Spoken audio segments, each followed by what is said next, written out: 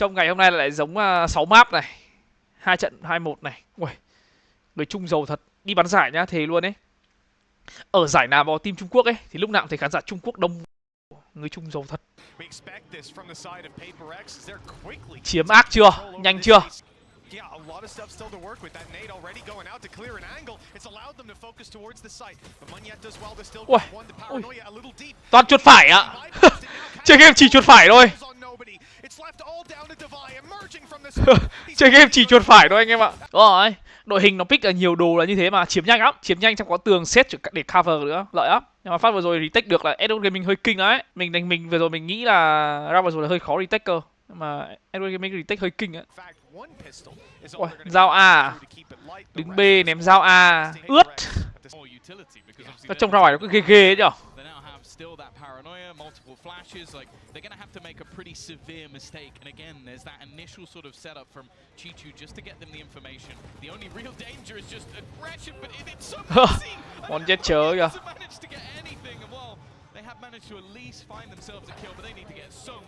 Móc. Khôn chưa? Biết móc luôn. Nhìn vào anh em mình nhìn vào rồi không? Không overhit, nobody thấy 3v1 phát bắn một viên lùi lại luôn, không chạy giật không giạt ra để tình huống thành 2v1, bắn 3v1 sướng hơn hẳn. Chỉ đánh A. Chỉ xét bài vào A. 2-1. Cam này nhìn chân, cay chưa? Very similar to what they've been doing, just fully stacking up towards one part of the map, gambling that if they take A, they'll play the retake. Obviously, 2-1. Làm gì có chuyện retake 3 lần liên tục được, nhất là ra bonus nữa. Ui giời ơi. Ôi kìa. Vào rank áp dụng thôi nhờ.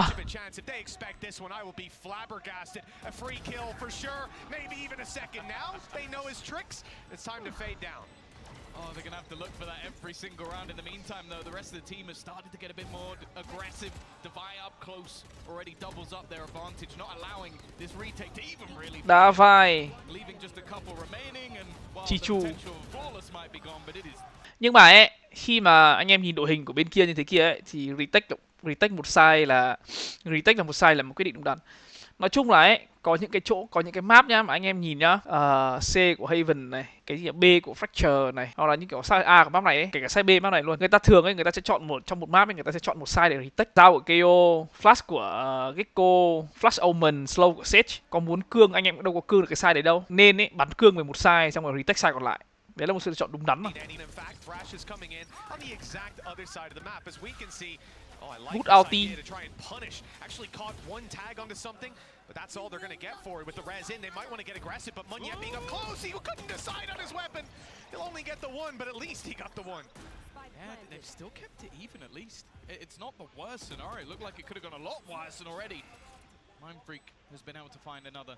CONG looking to try and wrap back in. Ôi, timing couldn't be any worse, and now Smoggy is all that remains. 1 versus 2. I don't even think he has the ability to really clear out this player in the corner, just trying to check, but this Sage wall just being irritating, and that's enough for him to have to back out of the round. Đây là trình độ thế giới rồi anh em, đây là trình độ thế giới rồi, ăn và tập rồi, nên chắc chắn là người ta sẽ phải nhiều bài vở rồi. 4A luôn. Ở Pacific PRX đã bắn đội hình này rồi mà. Divide is disgusting. He's making a lot of dangerous plays, but in this round, that might not have been the right call. No, if they can get the rifle back especially, that'll be an extra pain that they have to deal with. Also, every player being revealed, no hidden lurks can really be happening. Paranoia is good, but nobody's actually able to capitalize off it. Flashes just mà save kìa. Ui. Vẫn thắng được, 2v3 thắng được. Đây rồi, Mindfreak. Mindfreak tham. Tưởng hết rồi à? Chắc tưởng còn một. Yeah.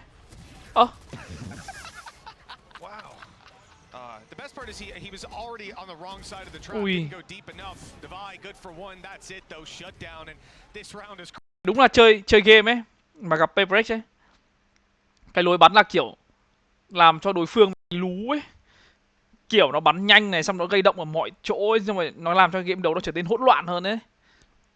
Lối chơi. Không phải là phát đấy phát đấy phát đấy nói chung là mình nghĩ là bài đấy, tại vì ấy, thường thường ấy anh em nhìn làm sao mà anh em không nghĩ là anh em kiểu không nghĩ là sẽ có kiểu chuyện như thế nó xảy ra đâu, nhưng mà đấy anh mình nghĩ là bài đấy. Kiểu chúng nó gây một đống động này, xong rồi cho Omen fake tiếng này các thứ, bài đấy. Pros và cons á. Thì anh em nhìn đây, anh em nhìn đội hình này của PRX ấy, anh em đã nhìn bắn 2 round đầu là anh em hiểu rồi mà. Đội hình của này của PRX ấy, một khi mà PRX set bài nhá, một khi mà PRX đã set bài nhá, thường nó sẽ không chống được, chỉ có retake thôi. Đội hình nó này là như thế, đội hình này là kiểu set bài, đặt bom, chiếm sai xong rồi bắn cùng nhau. Nhưng mà cái đội hình này ấy, thì để mà nói thì không có duelist thì cũng không sao, chỉ là bạn mất cái anti của con Crazy đi thì bạn thay bằng thêm nhiều flash hơn. Tí nữa anh em nhìn nó retake anh em sẽ hiểu, một đống flash bay trên trời luôn, với cả là không có set thay vì Cypher thì nó cũng hơi mệt hơn một chút, là bạn phải cây móc bằng thịt, nhưng mà chắc chắn là một cái tường với 2 cái slow thì chống rớt hiệu quả rồi đúng không? Đấy không anh em nhìn không, lúc nào cũng sẽ là retake một side. Bây giờ thường ấy người ta bắn Cypher ấy, người ta thường đặt trap để lấy thông tin nhiều chỗ hơn là đặt để canh sai. Ví dụ như anh em nhìn mình bắn split ấy, thì mình cũng học từ team Trung Quốc rồi, cái team J Esport, đặt trap mid, đặt trap A, đặt trap B, nói chung là đặt trap làm sao để cho nó hỗn loạn đấy, để không cho địch biết là trap của mình sẽ có thể ở đâu ấy. Công bên PRX lên là bao nhiêu là thành công anh? Anh nghĩ là với đội hình này của PRX ấy mà công thành công ấy, muốn là thành công ấy thì phải lên 8. Nhưng mà vì thua lục thì anh nghĩ 7 là đẹp. will give an awful lot of information. They're going to spot at least one player in that backline and look at the móc. Slowly on the wraparound. Ôi. But the shots might have just given his position away. The operator going to hold the gap in a wall. You'd expect something to hit Smoke this có khe kìa. day long and he won't miss. 3 kills to his name. Little bro going to be sent out just to try and claim some extra space, but for now, still a lot that EDG need to do and not a lot of time to play with. Cố thế, xếp súng đi ra sao còn buy được. Giờ là nobody không có tiền này. Cả đồng đội, cả team đều buy được này, trừ nobody này. Ôi mà, chơi game ấy, phải làm cho đội kia phải theo được nhịp của mình. Phải theo nhịp mình muốn ấy. Đội hình của PRX lúc nào chơi game như thế mà. Nhanh. Anh nghĩ là ấy, cang bắn ngắm ấy, sẽ không ngắm ở đâu. KO Flash, KO Knife, KO Dao, Flash Gecko, Slow của Sage, độc của Viper, mù của Omen. Thì anh không nghĩ là cang sẽ bắn ngắm ở đâu. Tốt nhất, đẹp nhất bây giờ ấy, là Cypher không phải là người bắn retake, mà cho Raze bắn một mình. Đấy là theo anh nghĩ rồi. Kiểu cho cang vào vì bên kia không có Sentinel mà, không có cam mà, không có Sova drone nữa, cũng không có phết chó nữa, muốn check thì phải check bằng thịt hoặc check bằng cây dao ấy. Tốt nhất là chiếm B main, chiếm A main. Đẹp nhất là chiếm B main, dễ hơn. Cho cang ngắm một đường lại. Xong rồi bên kia bắn phần còn lại bắn cùng nhau. Cang giết được bao nhiêu thì giết. Đấy là theo suy nghĩ của mình. Để mà bắn ngắm ở cái đội hình ngược đội hình bên kia là khó rồi. Hao Đông để tiền rồi kìa. Hao Đông để 4.300 mua ngắm cho cang rao sau rồi. Quyết tâm bắn ngắm rồi. Đẹp nhất là Edward Gaming round này phải bắt được PRX dùng cái Viper Pit. Nếu không thì round sau là buy round của Edward Gaming ấy. Thì PRX nó có cái Viper Pit hơi lợi. Nó chỉ cần tường Sage đặt bom phát xong. Viper Pit thắng. Khó rồi đấy.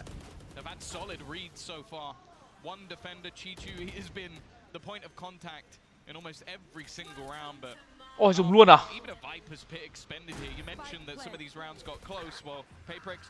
Rồi cô cũng dùng à? Yeah, with Divide finding a kill, popping a heal on his teammate as well, everyone's sitting pretty, and there's still some util to play with. Going through that Viper's pit, being on low HP with the Sheriff is the only thing worse than having to take that fight out in the open when there's this many rifles on the other side. They're trying to play the RNG, but the wall is helping, blocking, absorbing some of those shots, even though there's a gap in it that EDG are now going to use as they make their way through. There's a TP out of on, and a third kill! A real chance for EDG to fight back in this round. It's something left. Low HP on Smoggy with the decay. And it's an op to work with for something. Now the heals come through. Hết time rồi. Needs to land its shot. The time already running. Can something even save the rifle at this point? He's got to run fast and looks like he'll just about be. Hay. Một round eco hay. Vì bây giờ PRX mất 5 súng này, PRX mua hết tiền luôn. Bây Edward Gaming thắng một round là PRX eco. Rồi, Dina đặt bom rồi. Bắt đầu mệt rồi này. No operator. PRX after losing it last round. EDG on the retake. CONG's going to be a big factor for them. If they can open up some of these sidelines, have to get past the Viper wall, the util down from Omen. Ôi mà phát đẹp thế, flash ăn tiền. Running it down. Taking fight after fight with nothing but success. And we talked about this operator. Well, it's now all that's left of EDG's defensive side. This retake will not happen and he might not get out of here. Cang đen rồi. Cang đi đến mọi nơi không có động tĩnh bắn nhau đen rồi. Khẩu ngắm mà không đến được chỗ bắn nhau thì nó vất vả lắm. Làm sao mà retake được? Tại vì không được bắn nhau mà, cầm ngắm mà không được bắn nhau ấy, tay nó nguội ấy, cảm giác bắn nó sẽ trượt á. Bây giờ ấy phải có một round nào đấy mà căng kiểu bỗng dưng giết 2 giết 3 ấy, cho tay nó bắt đầu nóng lại ấy thì mới được. Kiểu tay nguội này là tham minh sẽ không như ý mình đâu mà, kiểu đi A địch đi B, đi B địch đi A, cay cái đấy luôn. Không làm gì đâu. Khi mà bạn bắn ngắm mà bạn đi retake đấy làm gì đâu. Khẩu ngắm mà đi retake thì ác con mẹ là mộng. Khẩu ngắm mà lại còn retake với cả con ray nữa thì ác mộng. Như kiểu con dẹt nó còn rút shorty cho dash vào gần được ấy, chứ như con ray thì làm gì được đâu. Chơi game bắt đầu phải liều rồi này, chơi game bắt đầu phải đánh cược rồi này. Phá sao? Nó biết một mình Sova đấy rồi.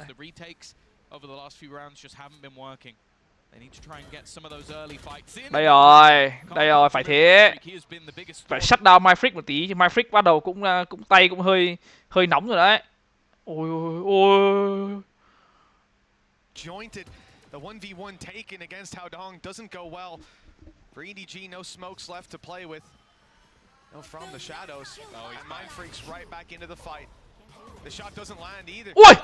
And sprays and finds bullets coming back at him from MindFreak, who was dropped moments earlier. This is a disaster for EDG. They're losing players, but Mo. 2v2 rồi. He doesn't want to lose this round. Holding strong in the flank from Smoggy's good.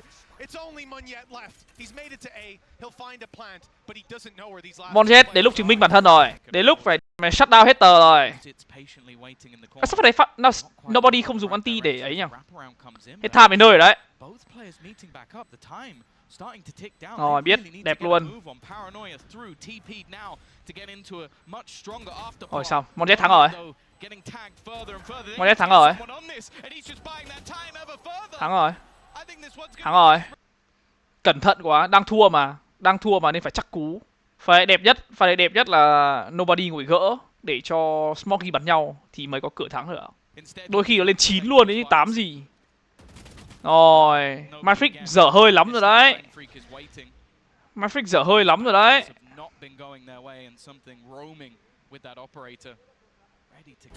Uf, 9-3 rồi. Nhiều 4 người còn lại tạo được nhiều áp lực quá mà. Nên là MyFreak cũng dễ thở.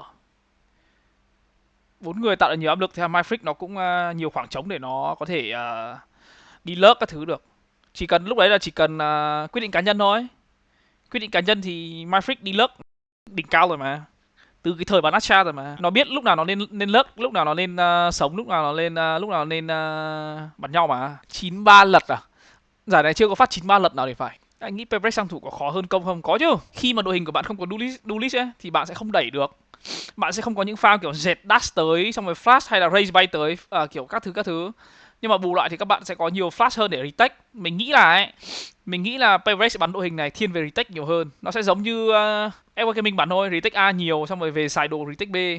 Tại vì mình nhìn thấy PRX retake A một lần rồi, flash bay tứ tung trên trời luôn. Đôi khi mình nghĩ là thành viên của PRX biết là đặt bao nhiêu đồ bay tới luôn đấy. Tí nữa nha, nó retake này, KO lửa nóc thùng này, Gecko lửa thùng trong sân này, trong Omen ném mù này, ôi nó lắm. Tí anh em sẽ thấy. Tí nữa anh nó bắn retake A thì anh em sẽ thấy. Mà bên Edward Gaming ấy nó còn không có Gecko ấy. Nên là kiểu đặt bom phải tự đặt bom ấy. Mà đặt bom mà kiểu bị spam, đôi khi spam chết là đen, là đi. Mình cũng thấy khá là bất ngờ khi mà Edward Gaming bắn với cả PRX mà vẫn pick Sova. Tại vì Edward Gaming nhìn thấy lần trước PRX bắn map này là bắn đội hình không có Cypher rồi ấy. Mà không có Cypher thì con Sova nó hơi yếu so với những con còn lại. Nhưng mình nghĩ là Edward Gaming tự tin thôi. Anh bảo hôm nay, anh nghĩ là hôm nay phải có 6 map, 2 trận phải 6 map. Retake A rồi. Viper canh B retake A. Đẹp rồi.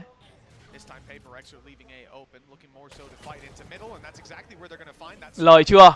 Bắn nhau xong có hồi có heal, lời chưa? Xong. 3v3.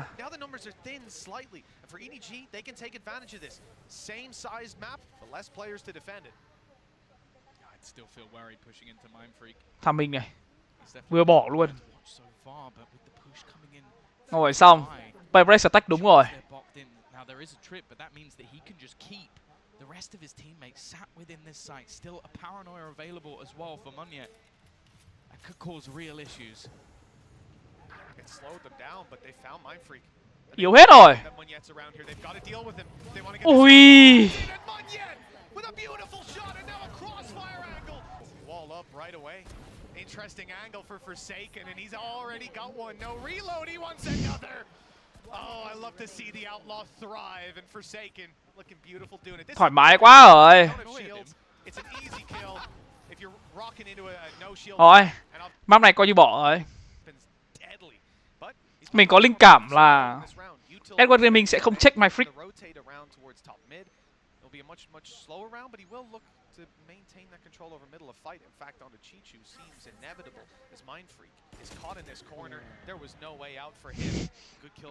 Không check nhưng mà tự ra luôn.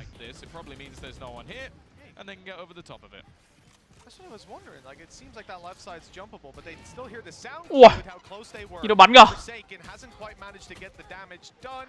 On the outlaw and the flank through by Chichu's being watched. He's beautifully positioned, but the jumping judge wasn't quite anticipated. Mặt đá vai căng thẳng thế. Đang thắng 11-3 rồi mà. Thua bonus cho người ta còn thở với chứ. Vội rồi.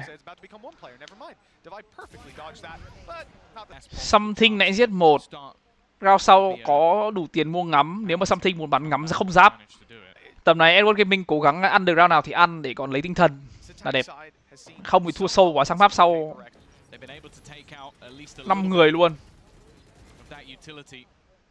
But I think the hesitation is right from EDG. They're just going to stop. I think they saw so much utility flying through on the other side. Ui. Come on the rotation, because if you allow PRX to retake, I don't like those odds. Hay. Well, nobody is at least going to be able to find one before trying to back away.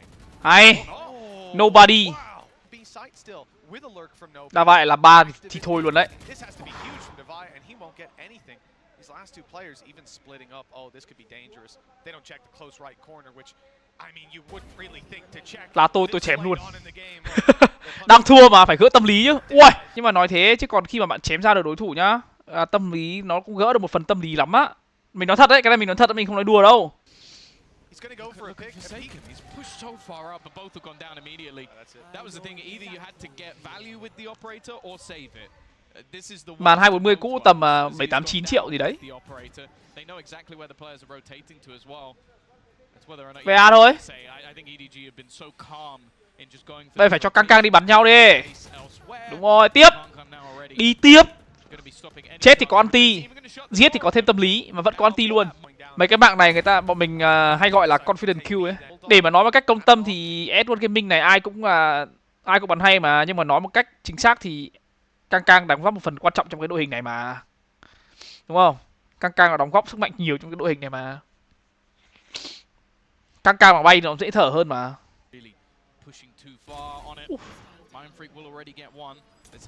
Ui, ui. Live bắn mà không hiểu sao out EDG á. Thì bạn nhìn cái đợt đấy live với cả Smoggy ấy, chúng nó bắn thay phiên mà.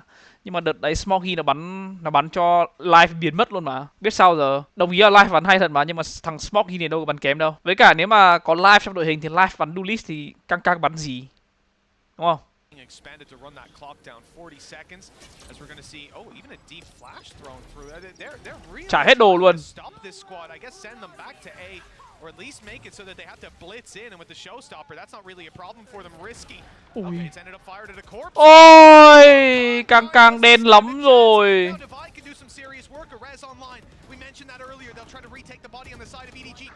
Đổi mạng kìa. Vèo phát còn 3v1. Anh bảo mà đội hình này PRX khó thủ lắm, tại vì đội hình này của PRX ấy nó không có trap hay cái gì, hay là nó không có một cái gọi là nói nhau nhỉ, nó bị ít thông tin ấy. Với cả là khi mà bạn có một con cipher trong đội hình ấy, bạn không đặt trap ở đâu ấy, nhưng mà ví dụ bạn không đặt trap, nhưng mà bất kỳ khi nào địch vào ấy thì nó là thủ tục luôn, đúng không? Phải ném nết phá trap, là như kiểu đánh vào B đấy thì phải có cái thủ tục là ném nết vào cái trap, bắn sóc đạt vào cái trap, đúng không? Nhưng mà kiểu đội hình của PRX nó không có cái đấy ấy. Nên là đội hình của Edward Gaming phi vào sai nó cũng không phải lo lắng lắm về mấy cái trap đấy. Nó cứ đi, nó mà đã dùng đồ rồi nó cứ phi vào thôi. Tại vì nó đâu có gì ấy đâu. Không có scan, không có trap, không có gì hết. Chỉ có những cái đồ để delay như kiểu là slow, độc, net. Tất nhiên là những đồ này nó cũng mạnh. Nhưng mà hết rồi thì nó là không còn gì ấy. Capybara mà. Rồi, biết 4B đẩy. Nhìn Sova có thông tin kìa. Nhiều thông tin lắm rồi. Hay bao đến giờ retake rồi đấy. Ủa, cái gì đây? Ui, đấy. Đây là người làm cho live phải rời khỏi Edward Gaming đấy bạn. Nó đó. Nó biết mà, mấy thằng Edward Gaming này nó biết mà. Nó biết là khi mà retake ấy, PRX nó đi ở cái đường A shot ấy nhiều mà. Tất cả mọi đường line up của PRX ấy đều ở quanh đấy hết. Thế là nó biết mà. Nó ra nó dí ở đấy trước luôn. Đấy là phát vừa rồi nhá, đấy là phát vừa rồi ấy. Phát vừa rồi là còn không ai bắn cái Gecko Flash ấy. Nếu mà bắn Gecko Flash nữa thì còn dễ nữa. Mình nghĩ là PRX vẫn thắng rồi. Cang nãy giờ 3 round chết chay rồi đấy. 10-15 lên thành 10-18 đấy. Cang kia mày đen ác luôn. Nhưng mà Edward Gaming cũng phải nhanh lên này. Trông như bây giờ là Edward Gaming không có đường để đi này. Rồi. 12-8. Xong.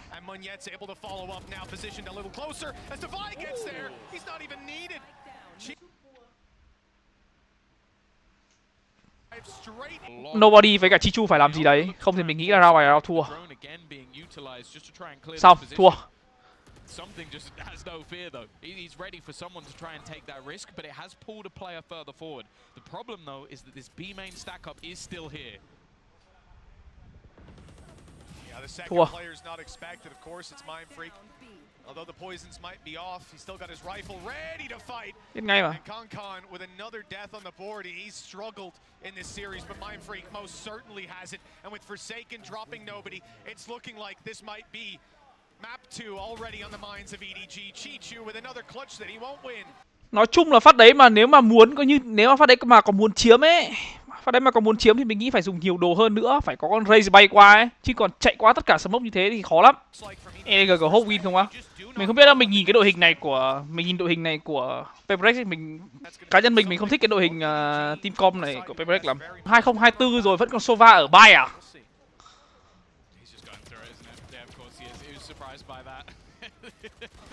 Tưởng.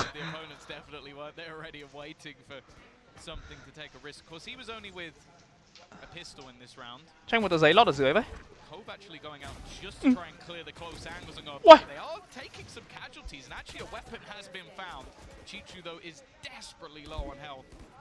Can he find anything more? Yes, he can. He's already got a second. Stuck reloading though, a little bit unlucky. PRX làm có người làm 4 luôn mà. Con Sova cũng được, nhưng mà Sova bây giờ kiểu nó sẽ không có những cái gì để chống rớt nhiều ấy. Nó cũng tương tự như con Brimstone ấy. Kiểu không có nhiều đồ, không có đồ để chống rớt này các thứ. Ui, line up ném nết luôn. Tổ rồi. Mua giáp 1. Không ai tìm được con jet. 3-0.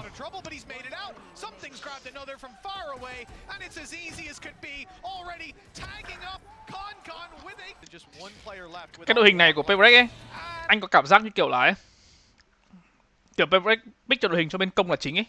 Tại vì nó không tương tự như map trước ấy. Đội hình này anh cảm giác nó sẽ hơi khó thủ. Em sẽ không có những quả mù của KO, không có mù Sky, không có mù gì hết Yoru ấy. Mà em sẽ kiểu dựa vào kiểu smoke xong em dùng tay là chính ấy. Thrifty.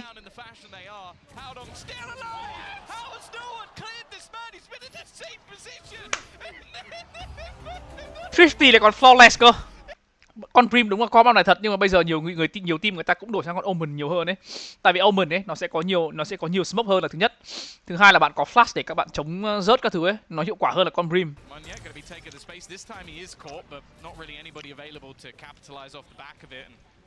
Using that cove again just to take initial space. They're not stopping though. Running straight in onto Smoggy. I think that was Munya battling for the sport. It was.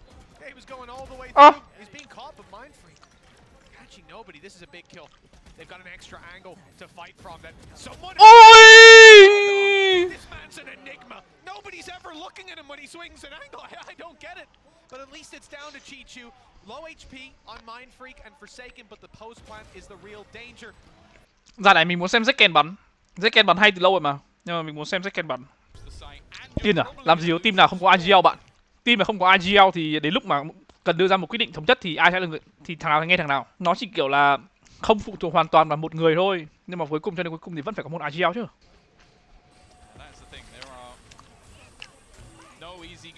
Chạy. Ôi! Look at where something is though. He's just walked out onto the site. He's just got no fear. Even gonna get himself healed back up. CONG must be surprised, and finally, Smoggy will put him down with the trade immediate. Gonna be on to whether or not Mindfreak is looking in the right direction, and they both win their battles. It's now left on to just divide, but one player is very low, and he's already gonna clear him. Phongcachxanh hôm nay hơi chửa. Hao đông chuộc lỗi. Anh em đói à? Mày 11 giờ rồi anh em còn đói.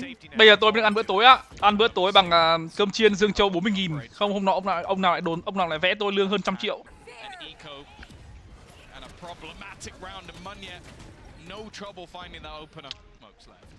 Trying to sell it as a pump fake, but it doesn't look like EDG are buying it. Orbital strike, Smoggy's in the open, but he's caught one.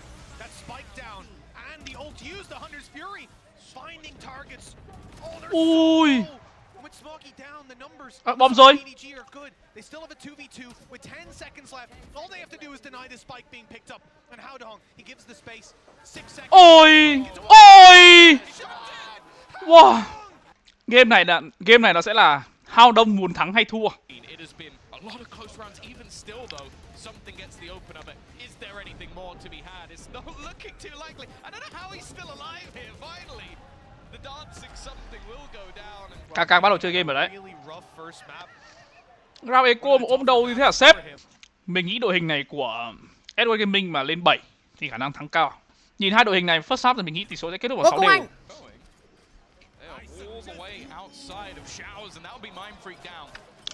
Big loss in the early round. Howdong fighting within the cages, within the reckoning. And he'll lose his life for it. Maybe a little bit of an overextension, but with one controller down and Forsaken's utility already expended. Ô sao lại bắn? Smoggy bắn hay nhở? Smoggy bắn hay vậy. Team cần gì anh mà anh ấy cũng bắn được hết. Rich cũng bắn được, Ray cũng bắn được, Dị cũng bắn được. Bắn lại còn bắn ác luôn. Ui. Ôi. Cuối hầm anh em ơi, cuối hầm. Mày quá. Bên kia có mấy thằng hầm lận. Khó chịu đâu. Con Cypher khó chịu cực luôn. Mình không biết vì sao nhiều team không bắn con Cypher. Con Cypher này cho bạn cực kỳ nhiều vị trí khoảng trống luôn. Anh em nhìn thấy khó chịu của cái con Cypher rồi đấy. Cứ đi vào ấy là phải nhìn trap. Mà trap kiểu mấy cái thằng biết chơi ấy, mỗi round đặt một chỗ. Đôi khi nhá nó đặt những cái trap vị trí ngu luôn, nhưng mà mình vẫn dẫm vào. Tại vì mình không ngờ tới ấy. Khó chịu ác luôn.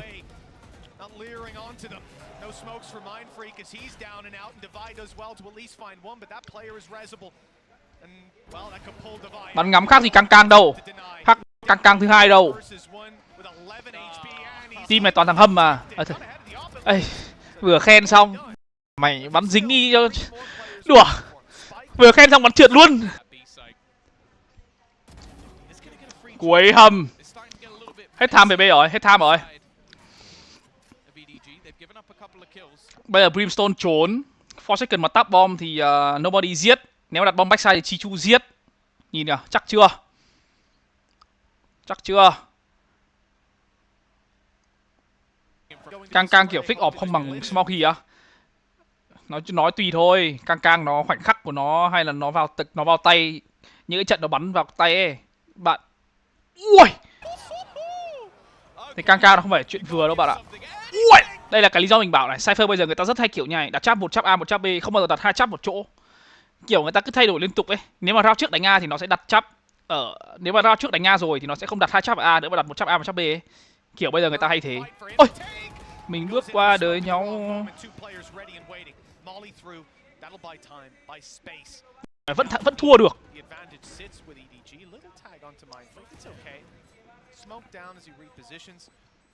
Giờ mà Myfrick bắn không trượt là xong. Rồi, hay. Chichu hay. Trả đồ của hay vãi luôn. Một cái lồng đấy giải quyết mọi vấn đề luôn. Không có cái lồng đấy mà nó bắn ngắm thì thôi. Anh em thấy không? Con Sova map này, để bản thân mình là một người thích chơi Sova nhất luôn ấy, nhưng mà mình phải nói một điều là con Sova này, map buy này nó yếu lắm rồi. Ngày xưa chơi là tại vì nó không có những con khác thôi ấy, chứ còn con Sova này nó không thể nào mang lại nhiều tác dụng như con Gecko này. Kể cả nếu mà so với một con kiểu bị nerf thảm thê như con Sky vẫn không bằng. Sao lại quắc chay thế nhở? 7 năm rồi đấy. Ui, một máu.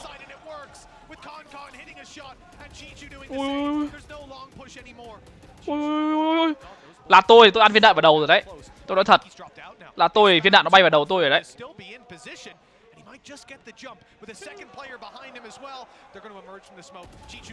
Ui.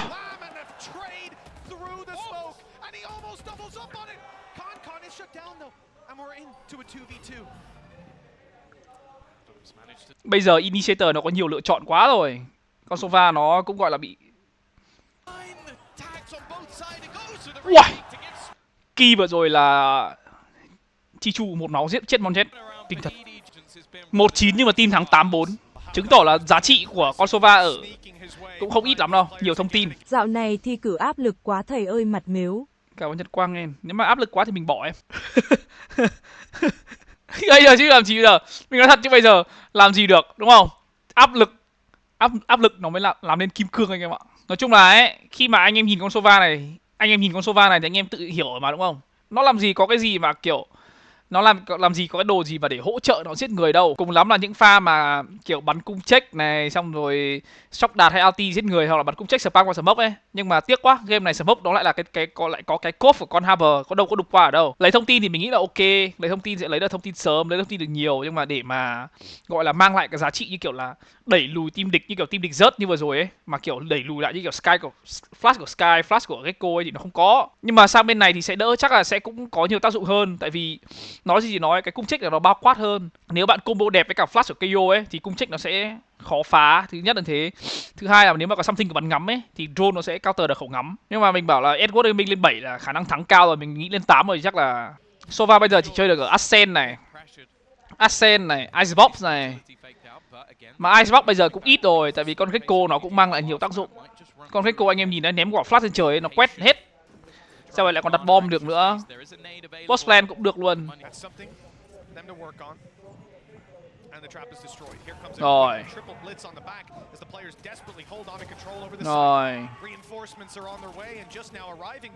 Nó đẩy tới luôn rồi cơ. Rồi. Frenzy vẫn mạnh lắm. Tầm này Initiator ngon nhất là Gecko xong rồi Fate lại nữa. Gecko này, KO, Fate.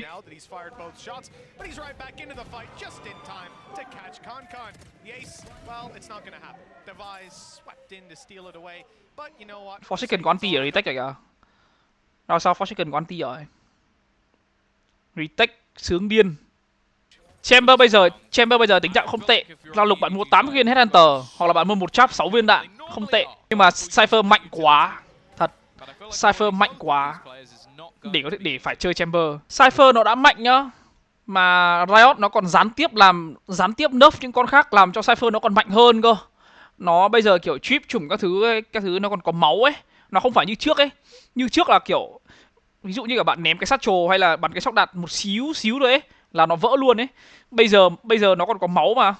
Ném satchel phải đợi satchel nổ, phải đợi satchel một lúc nó nổ ấy thì mới vỡ được trap. Chứ còn không ném ra nổ luôn nó không vỡ như ngày xưa nữa. Gián tiếp làm cho ấy nó còn mạnh hơn nữa luôn. Cough.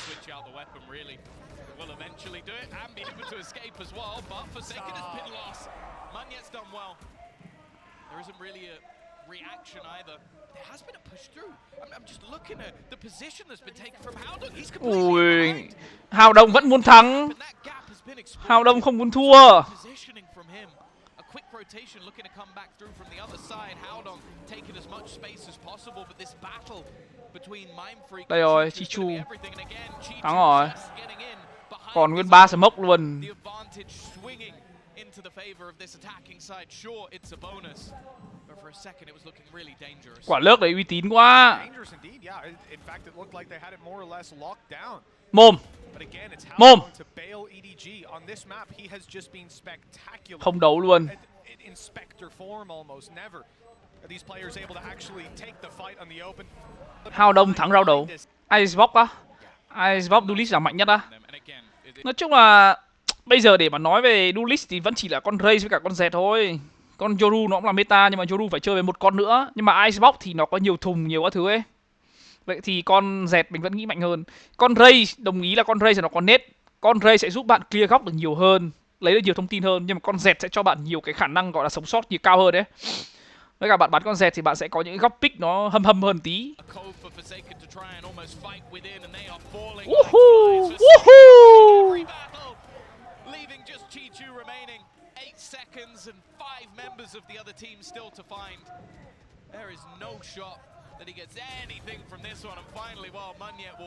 Mình nghĩ là có ba. Hao Đông à. Ôi, tham minh kìa. My Freak game trước tham minh đẹp như trong tranh rồi, game này phải trả giá thôi. Ui.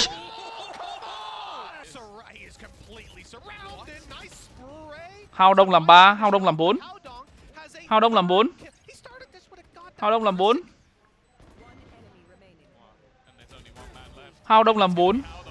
Thua rao eco đấy đắt lắm anh em ạ. Game này đắt lắm. Đấy là lý do vì sao mình bảo ấy. Đấy là lý do vì sao mình bảo ấy, người ta bắt đầu bớt chơi Brimstone đi rồi, bắt đầu bớt chơi Brimstone ở map này đi rồi ấy. Tại vì cái con Brimstone này nó như mình nói ở đây, nó cảm giác là kiểu nó cứ bị đù ấy, vừa béo vừa chạy chậm xong rồi còn đầu còn to nữa. Mình thề luôn, anh em cứ thử chơi con Brimstone đi thì biết. Anh em tự dưng cảm giác đầu anh em to ra gấp đôi luôn ấy. Cảm giác đạn nó không có cái chuyện đạn đi sượt đầu đâu mà đạn nó đi thẳng vào đầu luôn á. Càng rồi xong. Nobody sạt ra đấy nhưng mà vẫn không được bắn bạn nào. Càng làm hết. Thề luôn nhá, có hai cái con nhá mà mình thề luôn là trông nó bực vãi. Brimstone và Breach. Cảm giác nhá. Con Breach cũng thế, chạy bịch xong lúc nào tay cũng cầm. Lúc nào tay cũng cầm quả flash, xong rồi gồng stun, súng cầm. Bực vãi. Ố, có ai biết không vậy? Rồi xong. Tan vỡ. Thắng ra ngoài là Eco 11-7, Eco là 12-7. Tầm này vào tay lắm rồi, không thua được Thrifty đâu, 12-7. Nhưng mà con Omen ấy, ít ra mà khi em cầm con Omen ấy, em nhìn địch trước mặt, à bố mày paranoid, bố mày cho mày hoảng loạn, bố mày bắn mày nè. Nhưng con Brimstone làm gì, em cầm quả lửa em bắn vào đầu nó à. Đầu con dẹt nó bị nhỏ, nhưng mà tóc nó cao ấy. Anh em mà trốn ở mấy cái chỗ mà hở chỏm đầu ấy, tóc con dẹt là dễ bị nhìn thấy ấy. Này thì Eco.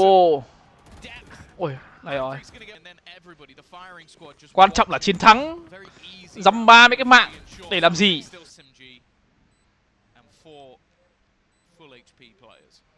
Đấy là lý do vì sao mình bảo mà mình không thích đội hình này của PRX lắm. Đội hình này công thì khỏe đấy. Công thì mình công nhận là nó khỏe. Tại vì nó có cái tường của Harbor, nó không phải như cái tường của con Viper ấy là nó bị cố định ấy. Nó có code để đặt bom, nó có nhiều flash. Không một flash, 2 flash của con Reyna. Và có phết, chó của phết để check góc. Có cả mắt luôn, có cả thông tin luôn. Nhưng mà đội hình này mà để thủ thì như mình nói đấy, khi mà thủ ấy thì anh em sẽ cần những cái đồ mà kiểu gây được đam ấy. Như kiểu net của Raze này, mù này, hay ít nhất là như kiểu net được KO hay lửa gì đấy ấy. Nhưng mà đội hình này mình cảm thấy nó không đủ. Rồi ném dao. Nó dùng hết đồ để quyết tâm thắng ra ngoài luôn mà.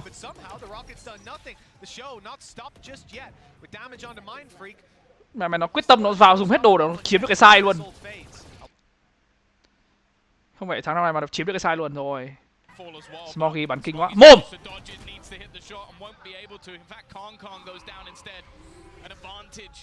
Điếc.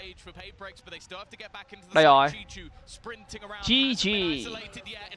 GG. Hao Đông. Hao Đông. Getting that a little bit more aggressive. He's using his opponent's util, even has the cam, and it's just about going to reveal. Knows that they're no longer on this diffuser, but desperately needs a kill, and he isn't going to be able to. Hơi đen. Cái kia mà nó tap nhanh thêm một tí. Phát đấy mà Hao Đông nhanh trí ấy. Ping.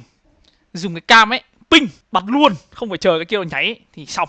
Nói chung là mình nhìn ngồi ngoài thì mình nói gì đã được, nói vẽ hiêu vẽ vượn nhanh dễ lắm, trong game mới biết được. Ngồi nói thì nói gì chả hay.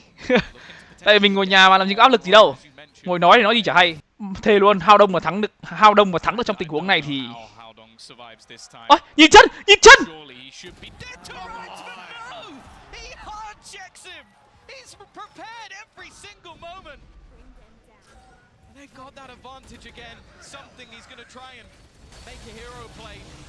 ôi, hao đông là chạy anti đồng đội kìa, giống tôi thế. Hôm nọ giống người bạn Brimstone anti tôi thế. It's now a wraparound for EDG. Look where they are.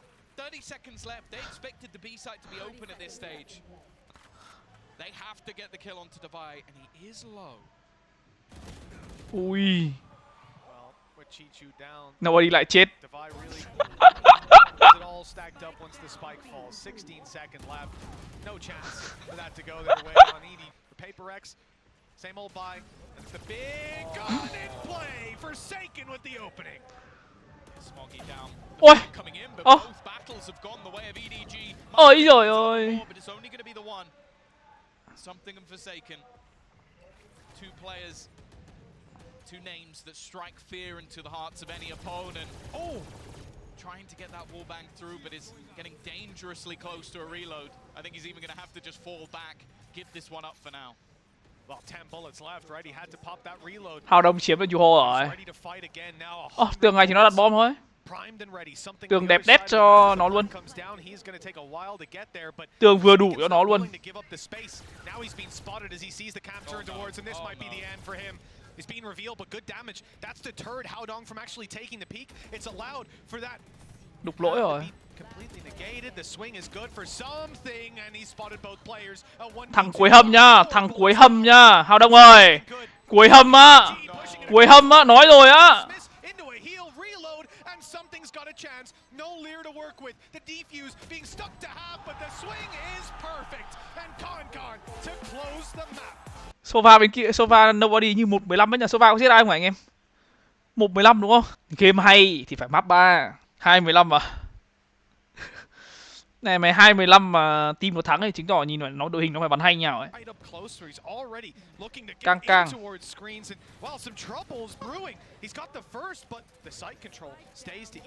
Stun.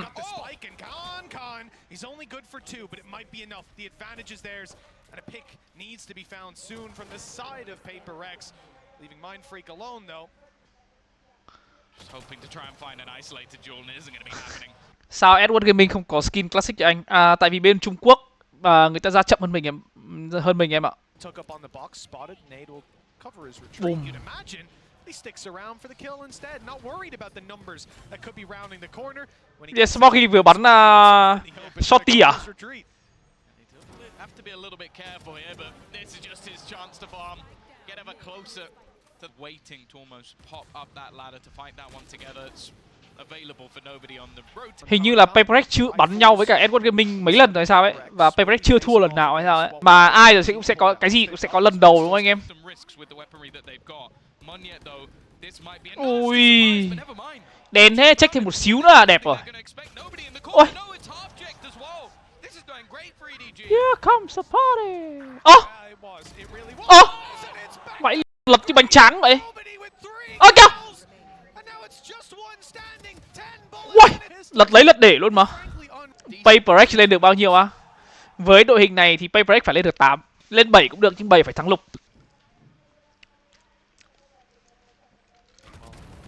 Không nào bảo cái nước này khó uống ấy, nước này uống ngon mà. CONG, I don't know where this guy was the last two maps, but he certainly turned up. Ui. 3 kills already, and well, it doesn't look too good for PRX. You might think this is an eagle, but it's not. The weaker weapon on Forsaken, good for 2, maybe more to be found. Kìa. Kìa. Kìa. Round gọi là thắng nhờ kỹ năng cá nhân đấy chứ không phải nhờ tactic. Không thể nào mà trông chờ 8 round nó sẽ nhảy được đúng không? Nên phải tham out thôi. Game này nó ngắn hơn, 4 round tham out là đẹp rồi. Mình gặp Phongcachxanh từ lúc nó là thằng trẻ con 13 14 tuổi rồi bạn. Mình gặp ở bên Indo ấy. Ngày xưa mình bắn ở team bắn xe là team Indo mà.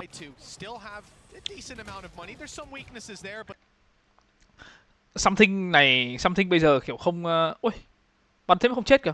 Something không kiểu sharp như ngày xưa nữa. Something giờ hơi chờ. Không biết là như sao. Phong độ giỏi không cao. 2v4 còn anti thắng nguyên được luôn. Ôi, nèo mà. Nãy Phongcachxanh Ace, giờ Davai làm 4.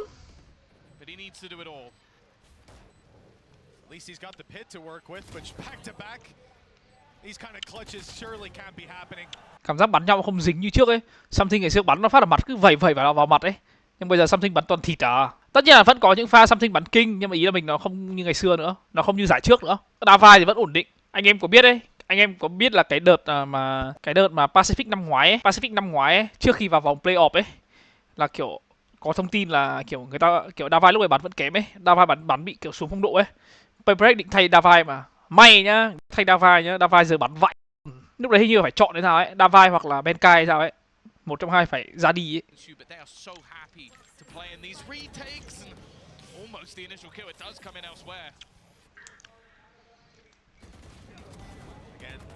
Không, Davai đúng thật là Davai từ cái giải playoff giải trước rồi.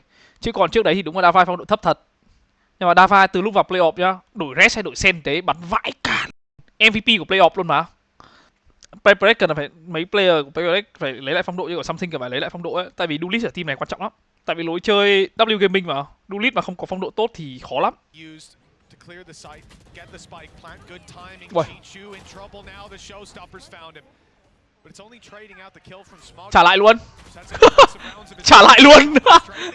Here comes the party. Đeo kính khó chịu mà. Đeo kính nó ok, thắng rồi, 5-2. Đeo kính nó bị kiểu vướng nữa cơ.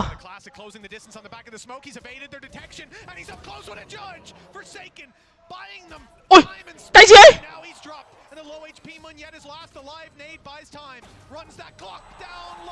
Chơi bù map trước à? Theo thi đấu yếu luôn. Look at that damage. When Yet's down to 50 on just the straight spam through those smokes. Mind Freak already dropped. That's a lot lost in terms of sight coverage, blocking off angles, paranoia out of the game. And for PRX, with when Yet low, Divide. Chỉ ăn chết. Ai ơi. Ôi. Khó rồi. Ui. Hơi lỏ nhá, anh Hào Đông nhá. Vậy bây giờ mà Davai nó giết một là xong luôn này. Rồi xong, Davai giết rồi. Thrifty. Thrifty.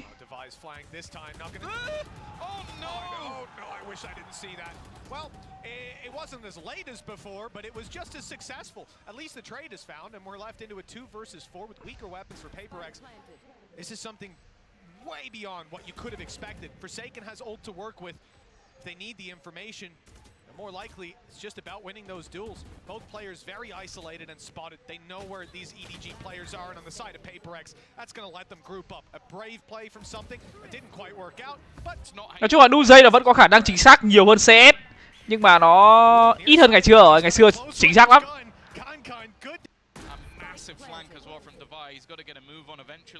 Davai vẫn đang ở A luôn mà. 6-4. Xếp thôi đâu sao còn bắn.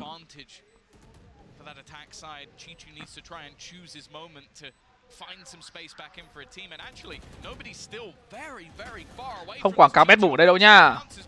Không giới thiệu không gì luôn nhá. Mày viewer thì player thì thi đấu ký hợp đồng thi đấu VCT.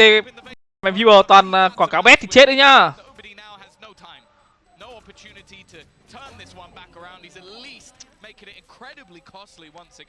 EDG pushing up close, Stum being held, but the shot lands a little too quickly. Đấy, Duelist phải như thế thì mới thở được. Gonna be feeling lonely for a while. CONG a little too far away. Smoggy's gonna have to hold this all by himself, and he makes it just the right time to grab two. They're back in contention. CONG's here. No room for PRX on the site. With Munyet on 70 and the spike in the open, this is going to be a very difficult clutch, and he's found the first. Ok, biết nó yếu ra bắn góc hở đầu. Ok. Howdong's able to close the distance. Ôi, Mojet có anti rồi. Game so far, showstopper online, but with half HP, might not be worth popping. Munyet just trying to isolate the angle, find out where his opponent is, and now just standing with rocket in hand, not quite knowing where his opponent's currently coming from. It is a TP into the side, and Howdong eventually gets. Mojet bắn tay phải sao ấy? Cái khẩu rocket che mất Howdong. Biết nó TP mà, biết nó TP check rồi nhưng mà cái khẩu pháo ấy, cái POV cầm pháo ấy nó che mất bạn ạ. Straight at his feet, the rest of the team looking to go in. That's a flash of blind, completely left in the dark here as Howdong now looks to come alive. He's had a quiet start, but the close to the half might be exactly what they need. Mind Freak has made some space, but Howdong lại rút smoke ra. Giống mình hôm qua vãi TP không cầm smoke ạ. Something bắn trượt hết luôn mà. Something bắn trượt hết luôn. Uầy, bắn kìa. Đồ bà Tiết có phốt dính rán đấy, cực ngon luôn anh. Có thêm rán thì có thêm tí protein em, đi đâu. Ăn vặt lại có thêm tí thịt. Great in the last half, but we'll see if they can get this one over the line.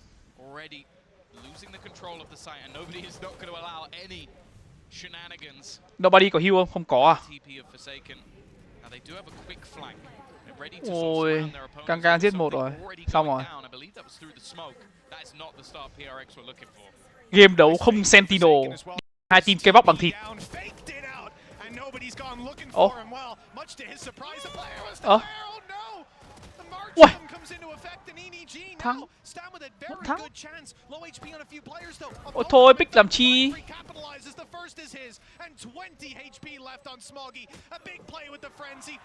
Sao Cang lại pick? Why you pick? Mr. Cang. Đội bạn đang bí mà. Pha The Game mà đội bạn bí mà. Nhưng mà Cang ra chết là tự dưng đội bạn thành có cơ hội thắng đấy. Nếu mà pha The Game là thắng rồi đấy. Không phải là thắng rồi thắng chắc, nhưng mà ý là khả năng thắng cao hơn ấy. Cang kê elbow xong rồi Smokey kê bên trái, thế là xong rồi. Hoặc là đổi ngược lại, Smokey kê elbow cũng được, tại vì Smokey có frenzy mà. Nhưng mà Cang tự dưng lại ra chết, theo Smokey khó rồi. Nhưng mà thôi, nó làm được mà, phải cho nó phá được, phải cho nó phá bớt đi chứ. Yeah, he has managed to sneak his way a little further than you'd expect. The downside of not playing with a dedicated Sentinel. Muốn xem trận sau mà buồn ngủ quá, thế thì ông phải nỗ lực lên. Chém. Phải chém. Là mình á, chém vội luôn, chém lấy chém để luôn. Sometimes you can't use your own logic because it ain't the same as theirs. Paranoia, nade, and play through, and yet up close with a bucky. Okay, this is great value for this weapon. A massively strong angle to play around, and one they're not likely to pop a close sky flash on. Chichu chết rồi. Ui. Nobody bắn kìa. Nobody bắn vãi lên mà.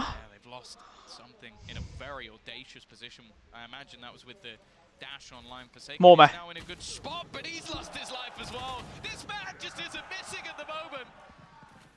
Nó bắn vãi.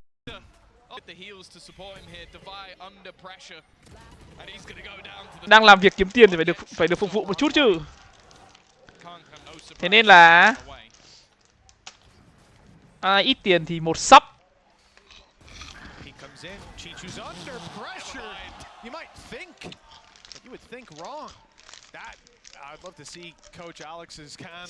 Quét QR cho em Hùng ơi. The flash out from Forsaken, he's not going to give it up. This is the right play. He wants to pull the advantage back into their hands. With the spike down, he sticks around after turning. Another huge round. He might not be alone, but he doesn't need backup. Not when he's playing like this. Mind Freak closes the round. He only had a stinger to start the round. And because of him picking up that rifle, his teammate died because they heard the sound cue. Oh. Now, though, there's a little bit of a different approach from the side of EDG. Just shoot him in the head with Sheriffs. And it's worked out perfectly. 9-7, double digits on the line, and they have so Đưa bom cho Chichu. Đưa bom cho Chichu. Thôi, cần đưa bom đâu. Chichu có anti rồi. 52 thua đéo được. Ui! Nhưng mà anh em nhìn đấy. Phongcachxanh có một ace, một 4 kill, 16 mạng. Anh em nhìn để ý. Anh em có để ý Cang không? Chả thấy Cang kiểu giết 4 giết 5 gì đâu. 30 xác con mẹ ơi.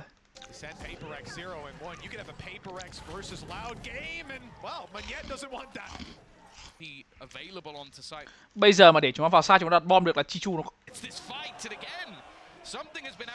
thật sự ấy, trên mình nó thật luôn ấy, là nhìn Chichu nó bắn thế thì có phản ứng được đâu mà. Ai cũng thế thôi, khi mà Chichu nó bắn như thế, nó bắn thế thì chịu.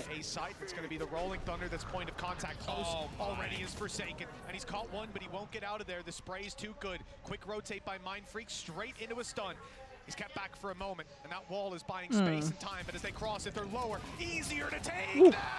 And Mindfreak catches all. Sao không tường xuống nhỉ?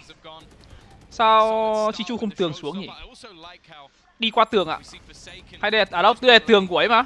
Ở ngoài tường của Davai mà. Bảo sao mình à? Kỳ, thế thì kỳ.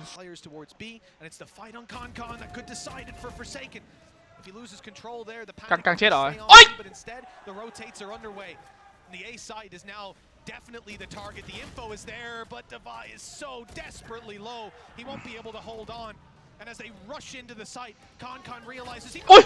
Phải là giác quan kìa. Giác quan thứ mấy đây? Ui, cái Viper Pit này thì... Ui, cái Viper Pit này thì...